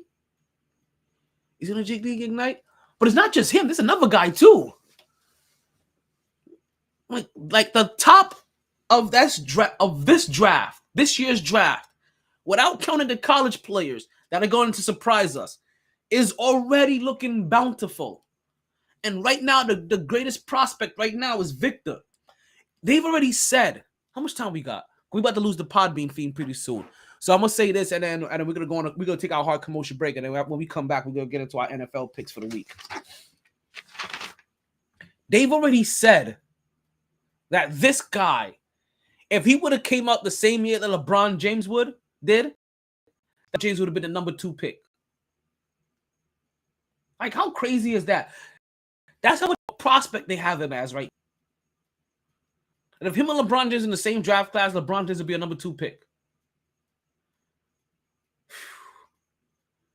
Like the only thing saving this guy is that he's not in the same draft class as that Odin guy. Because then you would have been the number 2 pick. Because people just wait. All right, folks, we're gonna take a nice break. All right, and when we come back, we will go into we will make the rest of our week 5 picks. Thank you guys for listening. This is Untitled Chapter, MyT Sports Podcast. Everybody listen on the Podbean app. Don't you guys? For you guys, we have a new feed already lined up for you guys. And if you guys don't know, the Podbean app is how you're able to call into the podcast and actually join the conversation. So anytime you're ready to call in and join us, and you want to give it a yap, that's how you do it. Bees in the trap, bees in the trap. MyT Sports Podcast. We'll be back after these messages. Whoop whoop.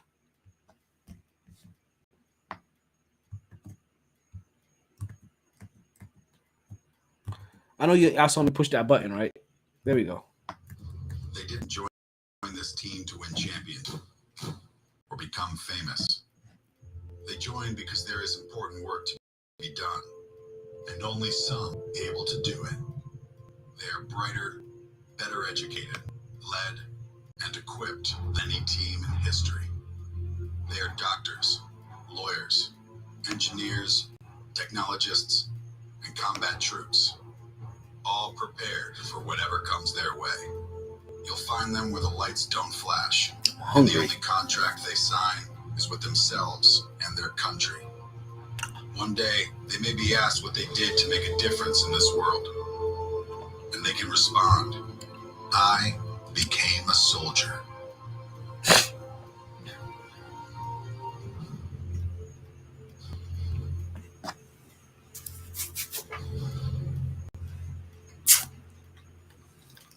Shout out to all my brethren now.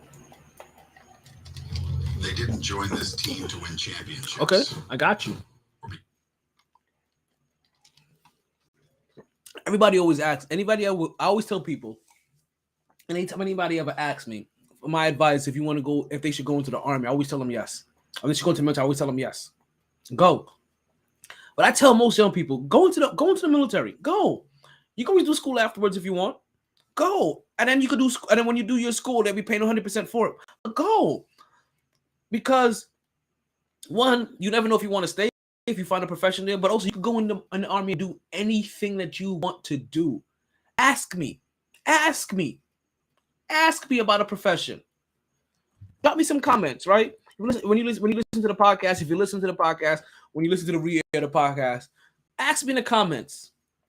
Can I be a this? Yes. Can you be a mechanic? Yes. Can you be a cook? Yes. Can you be an accountant? Yes. Can you be a lawyer? Yes. Can you be a doctor? Yes.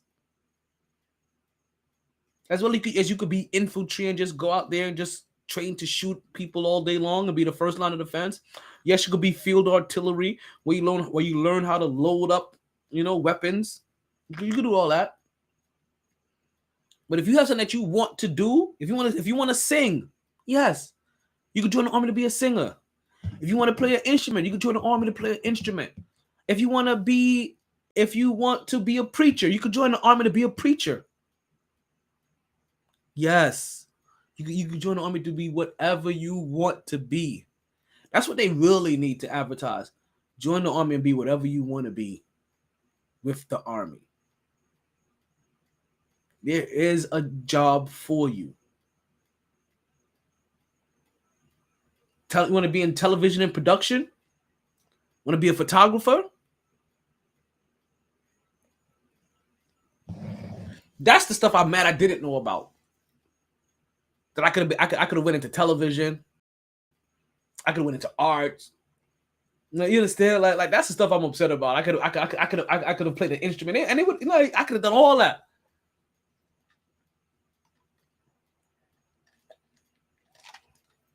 But drop it in the comment. Ask me about a profession, and I'll let you know. It's out there for you, and it's definitely out there for you.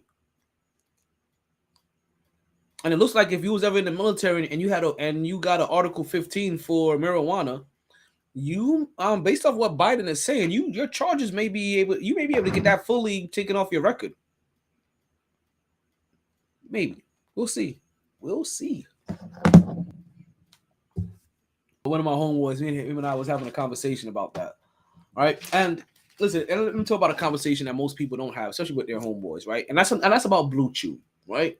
Because most people aren't talking about erectile dysfunction with their boys. It's normally a private, intimate conversation that you're probably having with the person that you're intimate with. And some of you aren't telling anybody about it. But Blue Chew isn't just for you guys with ED, even though that's what they say it's for. Honestly, it's also for so that you can just have an incredible sexual experience every once in a while. You know what I mean? And I'm talking about incredible experience beyond what you generally have. Or help you cure your whiskey dick. Let's just say you get too drunk every once in a while. You're like, yo, dick don't work when I get drunk. My girl be mad at me. Or anytime I do a line like that, my girl get mad at me. Like, get yourself some Blue Chew. Like, they're gonna, of course, listen. Don't listen to how I said to take it. You make sure you take it how the doctor recommended it to do, right? I'm being reckless, right? And I'm recommending a bunch of reckless shit. But what isn't reckless is what Blue Chew is and what it does. What Blue Chew is a little blue pill that can get you back your thrill. All you have to do is open up this little pack and head straight to the sack. Just a few chews, num num num num num num num. Before you do, bang bang bang bang bang bang bang. This has the same active ingredients as Viagra and Cialis. I tell you, what I'm about to tell you is one opportunity that you just can't miss. She will let you come through like a champ when you Blue Chew in advance, and for a very low cost, you can beat it up like a boss. You can use this week's promo code of UHTS. That is Uniform Hotel Tango Sierra. And that will allow you to get your first order of Blue Chew for free. Yeah, for the free. The only thing you have to do is pay for shipping. And you have to make sure you take care of your postal workers. They're going through rain, snow, sleet, and hail. You know what I mean? To make sure that you're no longer having a rough time with having a hard time again. And when it comes to Blue Chew, there's only 2 steps that are needed. You chew it, and then you do it. And like my man LL said, and then you do it, and do it, and you do it.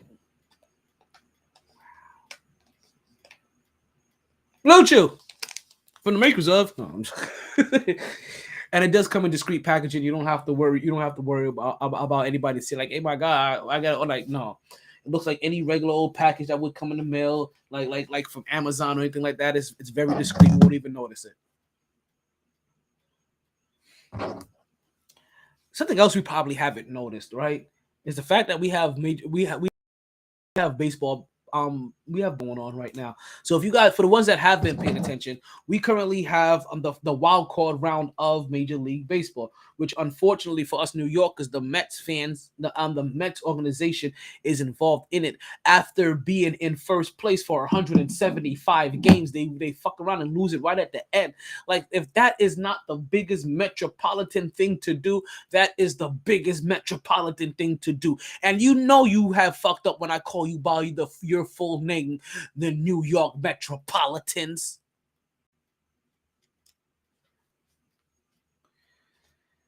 They should be on right now, actually, if I'm not mistaken. They started their game around like 8 o'clock, so we'll get a little update for you guys right now. Pretty soon. Right now, I'm watching the Dallas and Orlando game. There really is nothing really here for me to watch. Like, I can go ahead and turn this off. That wasn't even Luka going off. But so far, and the game started earlier today. If I'm not mistaken, games are on as early as around noon. If I'm not mistaken, we had the Guardians taking on the Rays. They beat them, or the Rays taking on the Guardians in Washington. They beat them. The Guardians won that game 2-1. You had the Phillies taking on the Cardinals. Cardinals lost that game 6-3. We had the Mariners taking on the Blue Jays. Mariners won that game 4-0. And then currently right now the Padres are taking on the Mets in New York, and we will give you an update that score when we get that. And folks, for the wild card round, which is it's a first to 3. It's a best of 5 series. You are gonna get 3. You're gonna get games back to back. We get a game tonight on Friday. We get game tomorrow. We get games tomorrow on Saturday, and we get games tomorrow. And then we get games on Sunday as well. So, folks, this weekend, if you are a baseball fan, there is going to be nothing but Just like how there was nothing but baseball on today, there's gonna be nothing but baseball on tomorrow. There's gonna be baseball on tomorrow for the whole day, and there'll be baseball on Sunday as well for a full day. So if baseball is your sport and that's where you like to go, you'll be able to get your fix if you need a fix. Alrighty, folks. Let's get right into what we like to talk about for the day, because we're about to get into our NFL picks. But before we get into our NFL picks, let me tell you guys something that you should be picking, right? And that is, you guys realize we have 1 week. We have less than 1 week. We have next Wednesday, folks, is the last opportunity to get raffle tickets to In Art We Lust 3. Hear me again, folks. Next is the last. I'm gonna text my boo, see what she's doing tonight.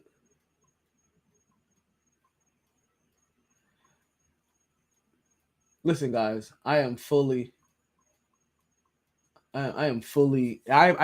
bloom over this chick right now. We haven't engaged enough yet, but I am. I know you guys are like, yo, T, I think we've heard this before. This is different. Actually, no, it's not. It's actually the same person. I told you guys I've been pursuing for some time now. Like, it feels weird because it feels like it's been a very long plotted out scenario, but it kind of has, like shit had to go right.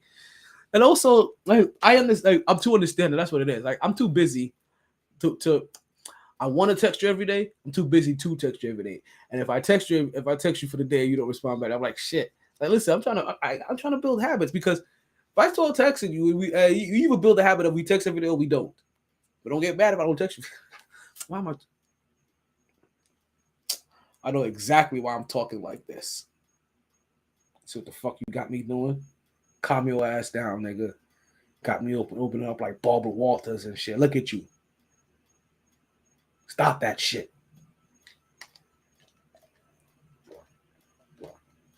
All right, let's get back into it. Nah, but she's dope as fuck, though.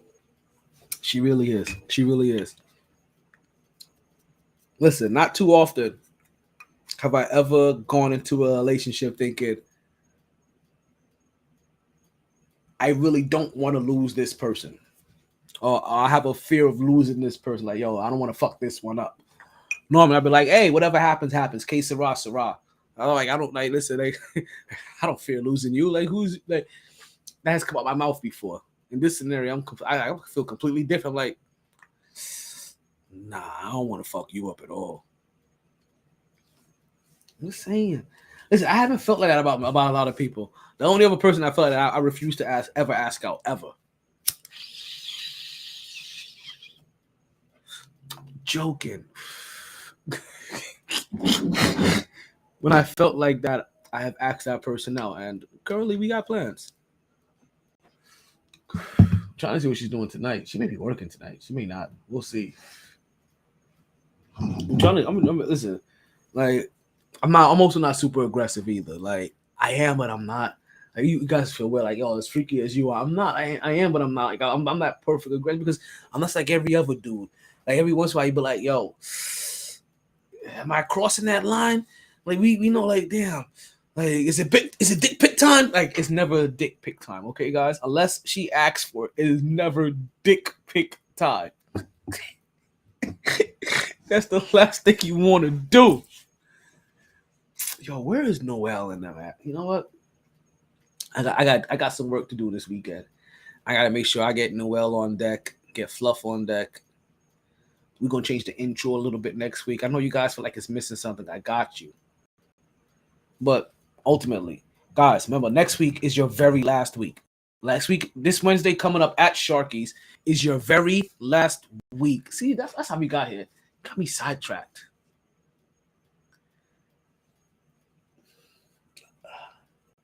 Listen, I'm a good person, but I could be petty. Like, we all could be petty. I could be petty, and I don't know why. Like I shouldn't even be petty in this. But I could be petty. Okay, so let's continue to work. No, not in this. Like, not what I'm about to talk about right now. All right. But if you guys don't know what we're doing right here, we have a raffle every single Wednesday live at Sharky's. We've been running a raffle for about 4 to 6 weeks now. We've sold. I have to go count it up. right? I feel like we've sold about like 70 tickets, 70 raffle tickets so far already right now, right? So anybody could win. Anybody could win. It's up to like, and I know a couple of people that have bought like in increments of 10 and 20 so far. I need more people. So next Wednesday, when DJ Scepter is there, we will have the raffle. I may extend the raffle time.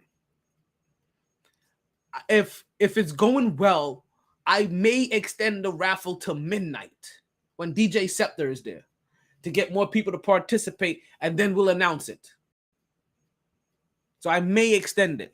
And as you guys know, proceeds are going to go to the Press Council Foundation, right? So what we're doing is that we are raffling tickets every single Wednesday, right? The last day to get your tickets is going to be October 12th. You have to be at Sharky's to participate, but you don't have to be at Sharky's to win. But what are you winning? 2 tickets to In Art We Lust 3. In Art We Lust 3 is going to be at the Coral Springs Center for the Arts. Yes, folks, right down the block. Coral Springs Centers for the Arts, In Art We Lust 3. The event starts at 6 p.m. Is a Delta Tire, right? And what's going to happen is that on the 12th, right, next week is that when we finally do our drawing. So get there early because you're going to get your last opportunities to get some tickets, which means that maybe your ticket's on the top somewhere a little. I'm going to try to shake it up, but who knows what happens. The ticket's going to be in the top. The ticket's going to be in the top, right? So you guys make sure you come down there. Now, if you're thinking to myself like, hey, you know what? I ain't about all that pimping. Like, I don't want to put my shit to chance. If I'm gonna put it to chance, I know it's going to breast cancer. That's not really not my thing. I'm more of a lotto guy. Or can I just buy out a ticket knowing that proceeds are gonna be going? Yes, you can. Yes, go to the centers, CS Charlie Sierra.com. Use the promo code ART22. That's 22, like Jay-Z 22 twos, right? ART22, and you can get yourself, and you can get your own tickets as well. And let me break this down for you guys. Get real close. Fellas, if your ladies in the room, put on some headphones, right? This can be between you and I for a second, right? It's just me and you here. I'll give you a little bit of time to get ready, right? Also, we're gonna be making our picks soon, so you guys start getting ready to get your chat ready, to go ahead and start calling in, to start writing down your picks, write down my picks. We're gonna see how we do next week, all this weekend coming up. Just play Miami. I'm happy for that one. I'm real happy for that one. That one's gonna be exciting. I'm gonna be right in the thick of it, and I've been really upset with myself because I have not been immersed in. I have not been immersed in the bars yet for the season, so I haven't had the opportunity to really get a pulse of this of the city and the fans out there. But this is probably going to be now when I start. And I meant to, and I really didn't mean to start sooner, but this is probably now going to be when I start, and I'm going to make sure I hit up at least all of my bars. So just to let you guys know, Bo Campers, I'm coming for you. Mighty Sports Podcast is coming your way. Bruise Room coming for you. Mighty Sports Podcast coming your way. Jesse's, I'm coming for you. Mighty Sports Podcast is coming your way. Of course, Sharky's, you're home to Mighty Sports Podcast. I'm definitely coming your way, baby. You know what I mean? And we gonna test all you places out. We gonna see how good you are for football. I'm gonna do a little review. I'm gonna record the area. Trust me, it's gonna be a blast. You know why? Because it's the Mighty Sports Podcast. All right, fellas, is she out the way? Did she leave? You guys thought I forgot about you, didn't you? Nah, I was just giving you time. And I knew what you thought. Like, oh, he ain't talking shit. See? Yeah. I got you, B. I got you. Listen to this. In Art We Lust 3 is an immersive, female-driven art showcase. Now, I already told you guys it's going to be benefiting the National Breast Cancer Foundation, right? So everything that you buy, all proceeds is going to go to a good cause, right? Hope you guys realize that, right? And obviously, as you guys know, breast cancer it funds, groundbreaking research, and vital services when it comes to cancer. But in Art We Lust 3, it's going to represent the talents of local South Florida artists. So you're giving back to the community. On top of going to a community event, you're giving back to the artists in the community. And that night you'll be able to enjoy. Now remember, I said immersive, female-driven live musicians, DJ, raffle. Did I say this again? An immersive, female-driven live musicians, or art showcase with live musicians, and an immersive, female-driven showcase that's gonna have a DJ, an immersive female DJ showcase. It's gonna have a raffle. An immersive female-driven showcase is gonna have vendors.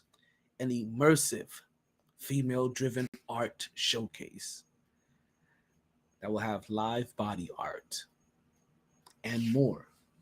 Like maybe even the Mighty Sports Podcast. I feel like I'm the only guy that got an invite for this. Like I feel so honored. I really do, because I have to really make sure that night we definitely have plenty of Blue Chew.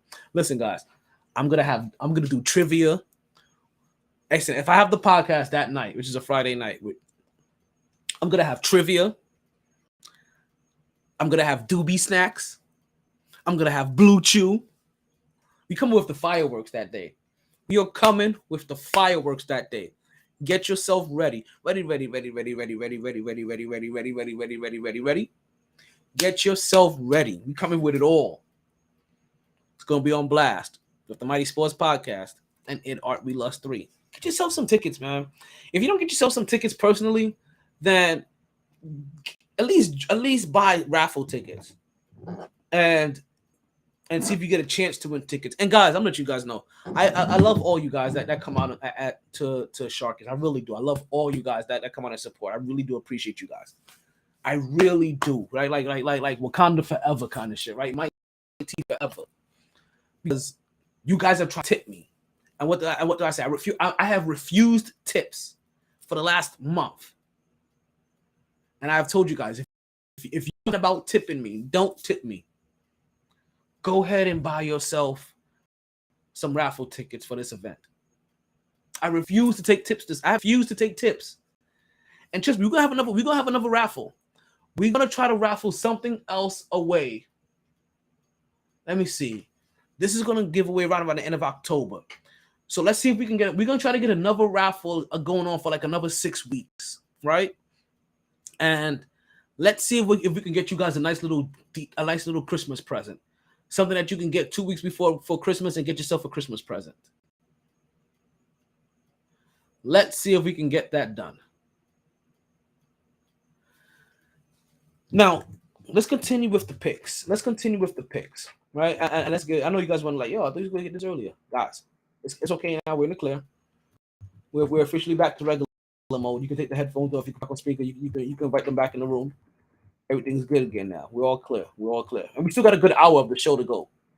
So we have plenty of time to get into the picks, hopefully. You know how the picks can go. I think all the basketball games are done.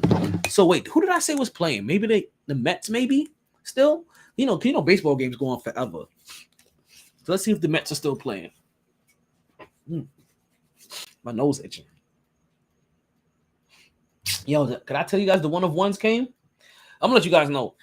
You won't see the one of ones until the night of the show. Just to let you know, I even did a video. I did a reveal video. And I didn't even open it. That's the thing about it. I didn't even share it. You will see the kicks.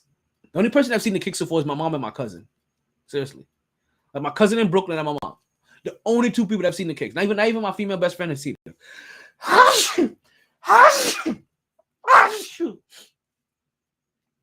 And she won't see him until the night of the show either. She gonna do some shit too with her little cuz too. Sorry to hear about what happened with your whip, Christine. I know that's just unfortunate. That's crazy. That's what that is. Like that's just crazy luck. Like what the fuck? Come on, let's get this game going. And even more importantly, let's get these picks going. Let me get some pick music. You know what I wanted. You know how I need it first, though, before you do any of that. Okay. Let's go. MyT picks.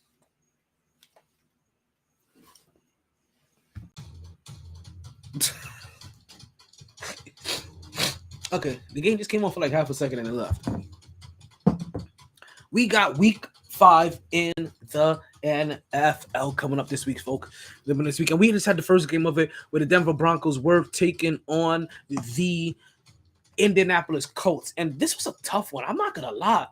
I think a lot of, even though there wasn't a lot of trust in Russ. Really, there wasn't a lot of trust in Russ.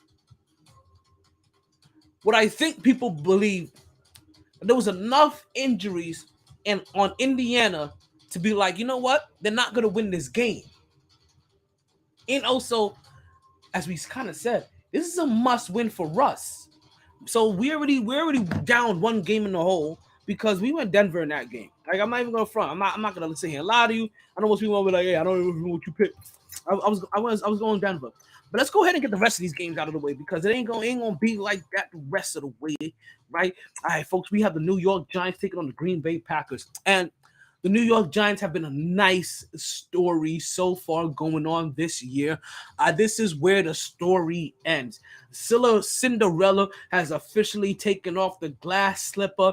The cart is turning back into a pumpkin. You understand? They're breaking into your crib. They're telling you everybody gets down. You're like, oh my baby, and all of a sudden you find yourself being shot 22 times through your window like that. Like you understand? It is over for you guys. And plus, the New York Giants are flying into Green Bay and going to take on Green Bay. Now, listen, I want to be wrong, and I'm lying. They are not going into Green Bay taking on Green Bay. This is the London game. This game is going to be on when we wake up. Like talk about wake me up before you go. The NFL, that they have a show. Oh. Like, seriously, like if you got a smoochie that you have over for the night, you need to kick them out early. We're talking about early because there's a game on. We're talking about you have to get up early, make breakfast and everything. Like if you have it for your regular smoochie, not size smoochie, not the SS, the RS, right? They're like cars. You got the RS and the SS, super sport, regular sport. I'm joking. All right, but yeah, so they're gonna be there early. That still makes it a little bit tough on a neutral field. Who do you expect to win? I don't know what the odds are. If they're saying that is Green Bay +3. Oh, this is weird because they are on a neutral field. God damn! I'm sorry, the Mets are getting their ass whooped right now to the San Diego Padres. 7-1, bottom of the 7th. See, this is what people don't understand. I'm not really a Mets fan like that, but I don't like to see them lose either. Like, this loss is gonna bother me. It's a New York thing. This loss will bother me. You know, I'm a Yankees fan. Because ultimately, there's only one thing I want in the world, baby. Every single year. When it comes to baseball, I want Yankees versus Mets. World Series. When it comes to football, I want Giants versus Jets. Super Bowl. When it comes to basketball, I want Knicks versus Nets. Eastern Conference Championship. Every single year. At Brooklyn has been established.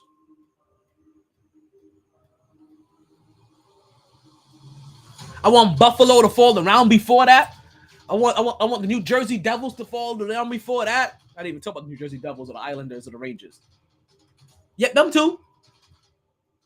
Every year. So the Mets being blown out right now fucks with me, B. Yeah, fuck that. I'm not feeling that shit. I don't get down with that. I can't get jiggy to this shit. You understand?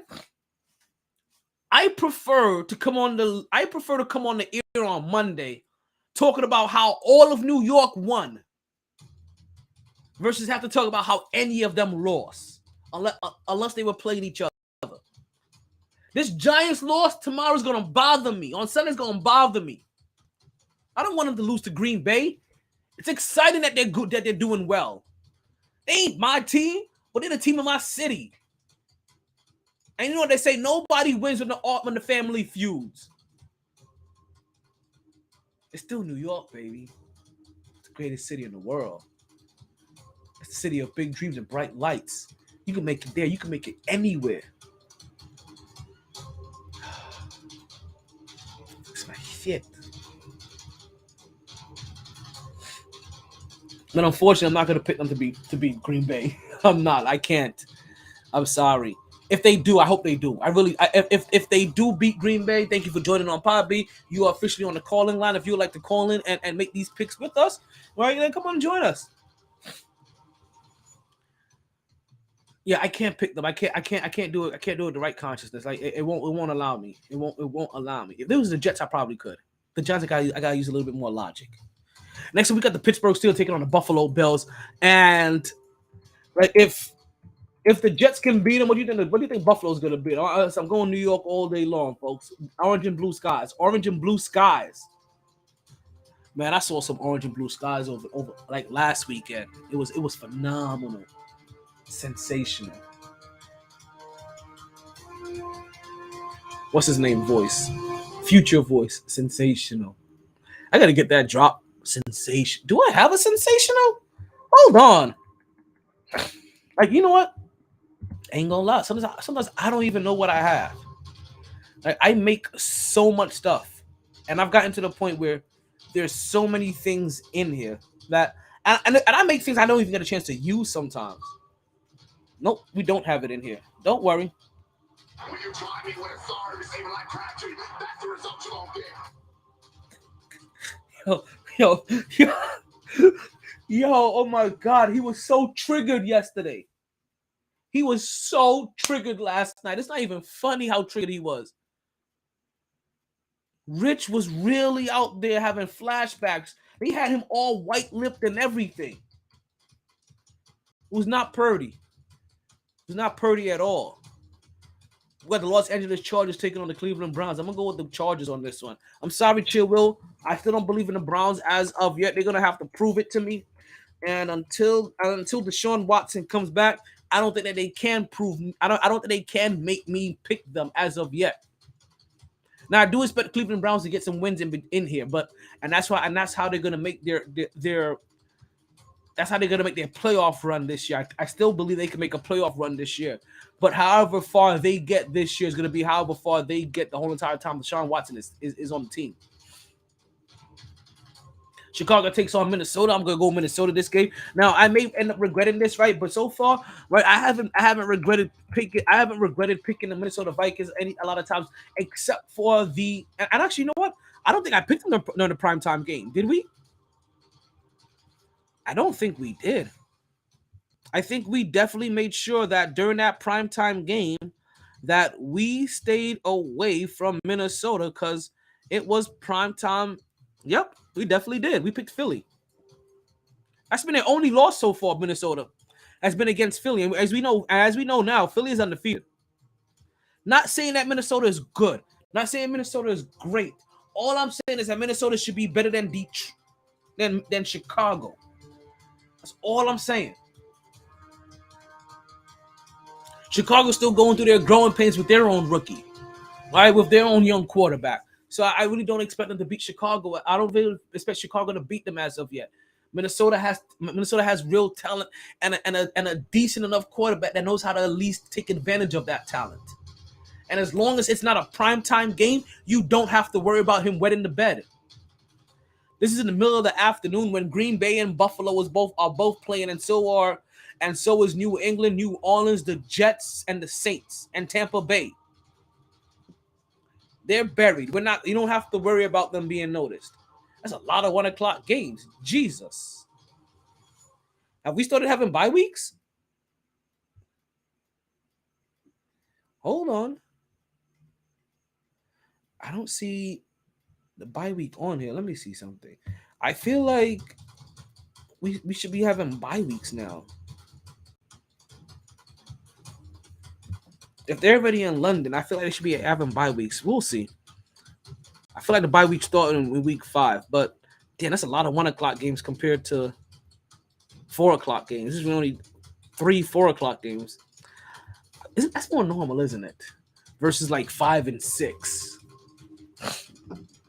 But next up, we got Detroit taking on New England, and I'm gonna pick the Detroit Lions because I hate New England. Right next up, we have Seattle versus New Orleans, and I'm gonna go with Geno Smith. What? Ain't no more to it. It's really what it is. I hate New England, and also Matt Jones isn't he still injured?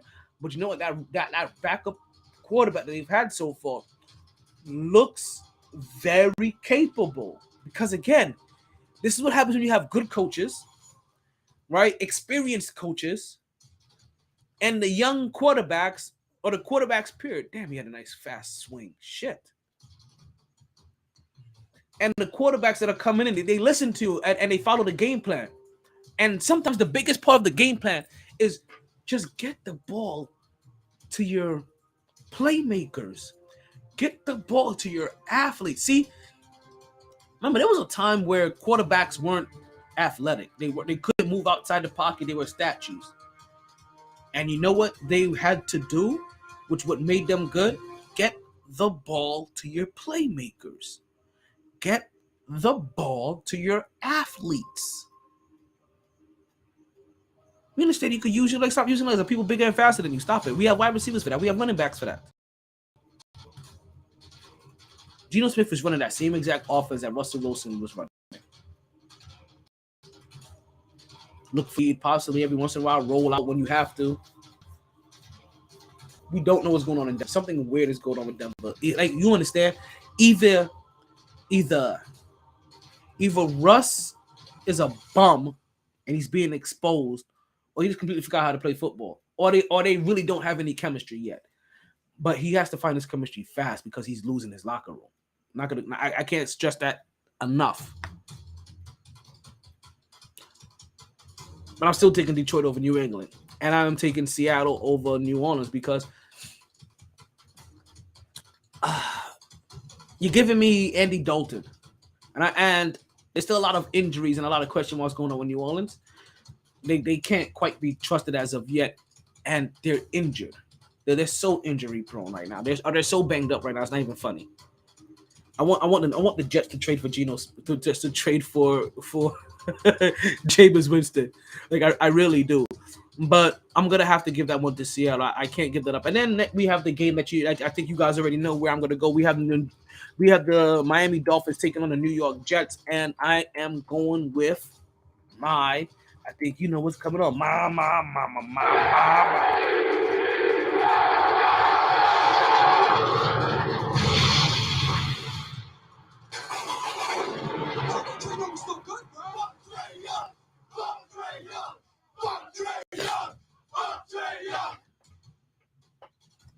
Next, we have Atlanta taking on Tampa Bay. I'm going to pick Tampa Bay to win this game because Tom Brady owns Atlanta. Next up, we have Tennessee taking on Washington Commanders.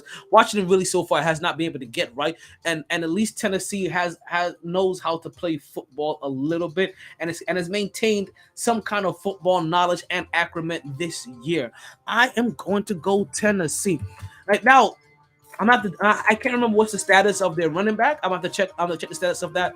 If he's incapable of playing, then you can possibly see upset coming here with Washington. Who knows what the water closet can do? You know what I mean? Every once in a while, you know what they say, even a garbage can gets a steak, and they're as garbage as cans can get. I will take Jacksonville over the Houston Texans because the Houston Texans just don't have a team right now. Jacksonville Jaguars, while they're not the best team in the world, they have played some fairly favorable teams so far. This is going to be one of those favorable matchups for them where they should beat a Houston team that has nothing.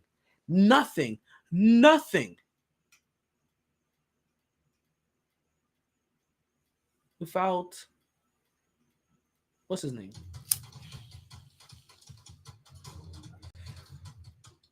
So Yeah, not expecting them. Not expecting major moves. There, it should be an easy victory for the Jacksonville Jaguars. Right, they should be able to come away with this. I think this may be even a division rivalry game, but come see, come see. Who cares? What's to be? What will be? Like those games normally give me a little bit more trepidation, but not this time. I'm not really worried about a division rivalry game against Houston. I'm more worried about a division rivalry game against Detroit than I am Houston these days. If I have to keep it a buck with you. Next up, we have. Did I hit send? I did hit send. She didn't say anything. Okay. San Francisco 49ers are taking on the Carolina Panthers. Baker Mayfield hasn't been it so far. Like I said, from the basic eye test right now, Baker Mayfield and Russell Wilson are the same exact player. Short guys that can't make good throws. You convince me of anything more, and I'll change up how I think about Russell Wilson or Baker Mayfield. I used to have a nickname for Baker Mayfield, but that's only when he cooks. I used to call him the pastry chef Baker Mayfield. Is that what I call him? The pastry chef? Serving up goods all over the place. He ain't doing that anymore. Dallas Cowboys take on the LA Rams. I think we finally get to see Chase Young's, or whatever his name is, Chase Young's first loss. But still had a head of a start though. And what that will help do, right? Since we're here. If Dallas loses this game, what that would help is the reemergence of Dak Prescott. Because Dak Prescott may still be having problems now, but maybe he gets a little bit better next week. But I'm going to tell you what, more than anything, even if they lose next week, they're probably going to buy themselves one more week of no Dak. And convincing themselves or telling themselves, you know what, Dak isn't ready yet. And this is still the Rams here. This would have been a hard matchup regardless. Let's give them one more week. If we lose that next week, then we're gonna have to get Dak back regardless. I don't know where their bye week is to see if that will help buy them also like a whole another week after that. But you have to figure that there's different avenues and different trees, like tree branches of possible scenarios that they are preparing for. And it's gonna be the Rams. I am going Rams fully. And listen, as we get into the thick of the afternoon games, we get into the last one. Last game weekend is gonna be Philadelphia over Arizona. I like both these teams. I generally don't like going against either one of them in the preseason right now, especially Arizona. I'm gonna go with Philly because Philly has that hot hand, and let's see if Philly can expand their lead to 5-0. That would be a feat to see, fellas. That right there, that is something that we will have to see.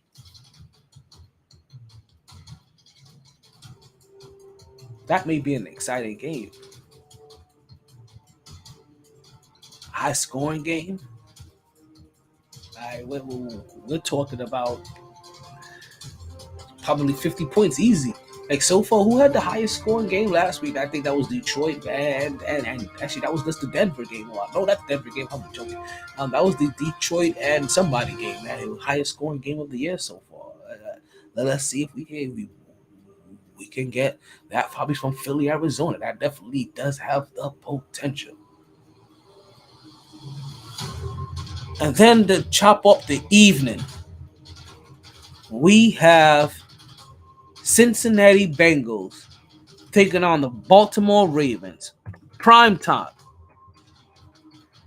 Sunday night. And this is now the game where we look at Baltimore and we say to you the same thing we said to Russ. This game is a must win. You must come back with success here. But guys, I'm telling you this is the exact kind of game for Baltimore to lose. because we're talking about a quarterback in Cincinnati that can get hot anytime. We're talking about a quarterback in Cincinnati that can make game-winning comeback drives. So if Baltimore is up by 12 in the fourth quarter, there may be a chance that they can lose. Because there is a guy in Smoking Joe Burrow that doesn't give one flying football who your name is and what organization you are. They're coming to win, win, win, no matter what. Man, I'm picking Baltimore because this is a must-win for Baltimore. I'm telling you right now, I think Cincy's probably going to win this game.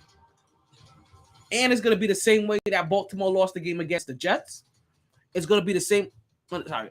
It's going to be the same way they lost the game against Buffalo. It's going to be the same way they lost the game against Miami. Cincinnati's the next one to do it. And then all hell is going to break loose in Baltimore. If you thought they were talking shit about you then, Lamar, right? They're definitely going to be talking shit about you now. And in that big bag that you was hoping to get, they're going to start pulling some. They're going to start pulling some numbers off of it. That price is going to start coming down. It's a good thing that negotiations is a long game. Because this game may be a must-win. Just one, to make sure your team stays straight, but also make sure your contract stays where it wants to be. You can't have 3 bad games where your team blows a lead. And playing Cincinnati sets you up perfectly to be up early and to lose the game late. This is tough. Like, I'm picking Baltimore only because I think they're in a must-win situation. Not surprised. Won't be surprised. Well, what about our arm wrestling match? Okay. when you try to have it. Listen, you know where I'm at every Wednesday. You know where to find me. Listen, we could do this. Listen, I don't care if there's any pukesters to the left. I don't care if there's any pukesters to the right. I didn't need them then, and I won't need them now. You know where I'm at every single Wednesday, brother. I'm at Sharky's Mighty Sports Podcast at 8:07 p.m. Oh, yeah. Just say it.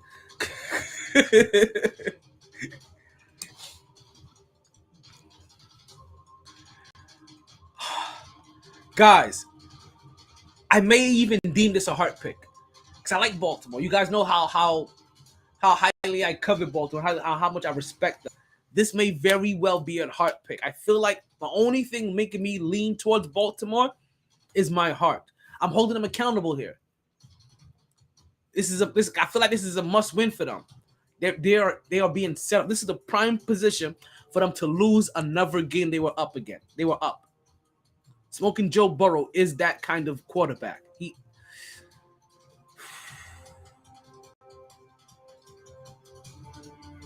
I said that Monday night that game scares me.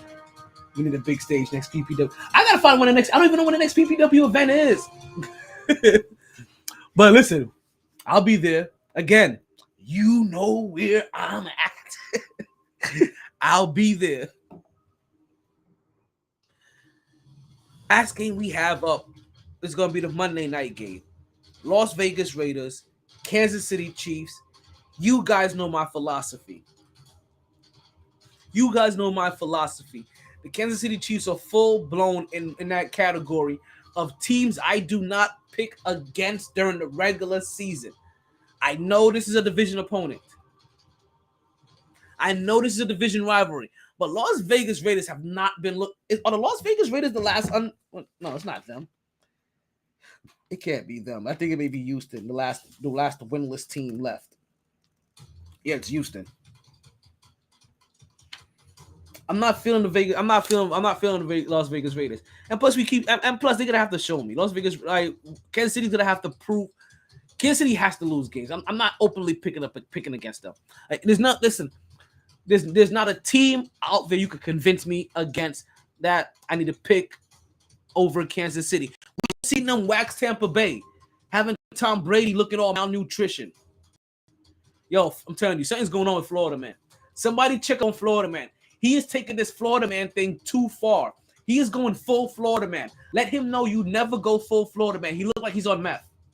He looks like he has found the meth lab in Tampa Bay, and he is frequenting that place. That's probably why Giselle is leaving him, because she can't stand the fact she can't stand the fact that all he does is party and take drugs since he's been in Tampa Bay. Wow, speculation. Okay, don't even take that one to heart. Wow, speculation. But unless you're gonna do it, like I said, Kansas City Chiefs is not the team that I decided to pick against. That is not it. They are not it. They are not the one.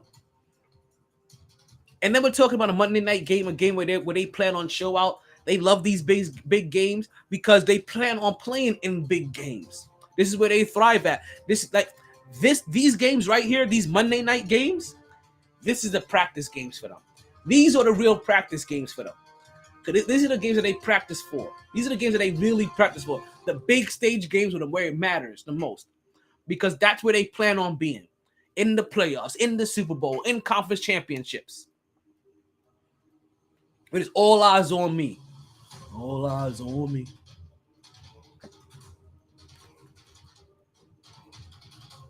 Folks, that is all of our picks for the evening.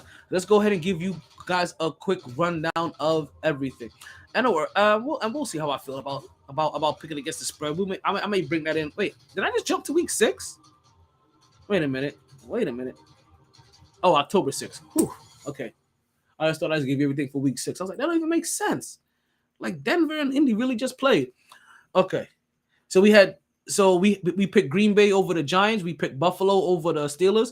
We picked the Chargers over the Browns. We picked the Vikings over the Bears. We picked the Lions over the Patriots. We picked the Seahawks over the Saints. We got the Jets over the Dolphins, the Bucks over the Falcons, the Titans over the Water Closets, right? The Jaguars over the Texans, the 49ers over the Panthers. We have the Rams over the Cowboys, the Eagles flying high and higher than the Cardinals. We got the Ravens over the Bengals, but that's a heart pick. We told you that they may get eaten up by them Bengals if they fly too low. And obviously we got Kansas City over the Las Vegas Raiders, folks. And folks, that is the MyT picks of the evening. I think you would cut that beat. You still want to build up just a little bit more? I'm trying to see if there's any topics I need to get squeezed in here today. There's not a lot of stuff that we had left. Well, you know what? One little thing before we end the show. Thank you for that. Actually, 2 things before we end the show. Don't you guys forget to go out and vote, right? Just remember that. I want you all to remember, the change you want begins with you. Your vote matters. So don't just register to vote. Go out and vote and begin making the change you want. Yeah, folks, we're coming up on the window where you can register to vote. So make sure you go out and you guys get a chance to register to vote. But don't just register to vote. Make sure you guys go out and vote. A lot of those changes that you guys want, a lot of those changes that you verbalize, a lot of those changes that you express. It is at this level that those changes are often made. That president stuff, that's just a popularity contest for the figurehead for the country. The changes that happen locally start here, and they start now, and they start with you. Don't worry about the popularity contest. Worry about what's happening in your local city, in your local state. There are cities and states out there trying to pass slavery. They're trying to abolish they're trying to get one of the amendments thrown out that basically will now allows that basically made slavery illegal. Yes. So you make sure you go out there and you and register to vote, and you go out and vote. Take the day off. Your employer can't stop you. If they try to stop you, that's suppressing vote. That's suppressing voter rights. Go out there and go get your vote on.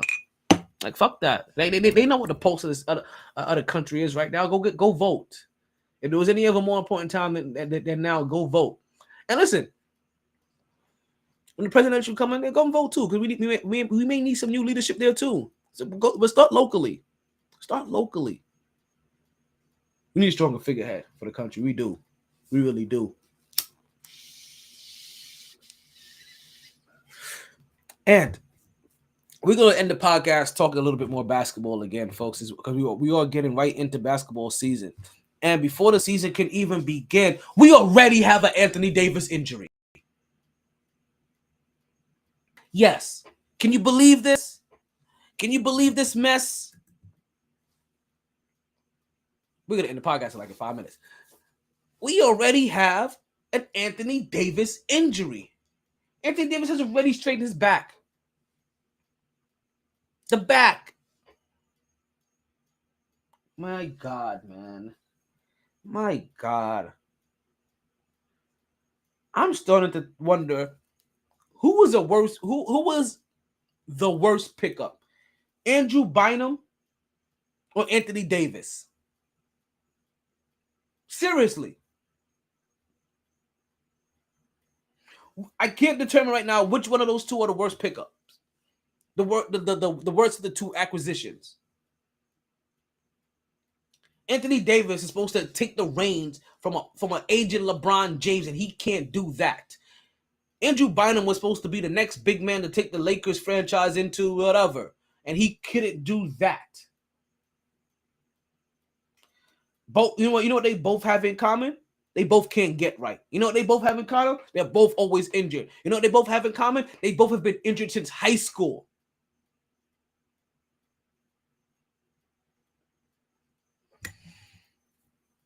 Oh, there's someone to talk to me. I'm glad the show is almost over. I'm about to stay my ass right here today. That can't be who I think it is. Okay. But it has to this has to really suck, not only for Anthony Davis, but for Lakers fans right now, because on the Lakers organization, period, this is supposed to be the guy that if Anthony Davis is healthy, you're a championship team. But welcome to a lot of teams' plight. Welcome to problems that the Knicks had. Welcome to problems that Detroit has had. Welcome to problems that Washington has had. Welcome to problems that Brooklyn has had. Welcome to problems that Golden State has had. But it's so bad because Anthony Davis was literally brought in here to be the future of the team. LeBron James was the right now. He was gonna usher and mold Anthony Davis. He even handpicked Anthony Davis. He was the next guy in line. And Anthony Davis, before the season starts, before his career starts, before anything starts, he's always injured. It wasn't like, you know what's funny? It's even more ironic, right? It's just crazy. It's crazy that he's so unfortunate, right? It really is crazy, right? We feel for you, B. We feel for you. I know it doesn't sound like, but we do feel for you. You know what's so crazy though? He was playing 2K the other day, right? A couple weeks ago. And he was on, I think he was on defense. He went up to block the shot or something like that, or went up for the rebound. When he was on defense, went up for the block, came down. I think he got the block or the good contest. But then he came down. Next you know, he's holding his leg. He's injured. Even 2K has him like a wet paper bag. And you think that, oh, they're making fun of him. They're poking at him, right? Oh, come on, man. It ain't that bad. You guys are being extra. Are they? Are they? Anthony Davis is about to be shut down for the rest of the preseason. Which means that he's going to play for the home opener. And I guarantee you he doesn't make it past 15 games. He's going to play that home opener. And I'm trying to be generous by giving him 15, because that's almost the first quarter of the league. I wanted to say 10. I wanted to say 5. Let's call it 7. But somewhere between game 7 and game 15, it's a wrap. Anthony Davis will shut it down for the first time. Just like how we're shutting down this podcast right now. Thank you guys for listening to the Mighty Sports Podcast. I really do appreciate that. I am your host, Talent Omar Taylor, right? Talent El Idolo, Deportivo Taylor, whichever one of the monikers you like to use for your boy. Listen, I really do appreciate you guys listening. Again, don't you guys forget to go out there and like, share, and follow. Right, make sure you like this episode. I know you enjoyed yourself, right? You make sure you share. Make sharing is caring. Like you don't want to be stingy with it. And definitely you want to make sure that you follow that way. You can hear that little bing bong every time we go on, because as you know, it's always a blast on the Mighty Sports Podcast.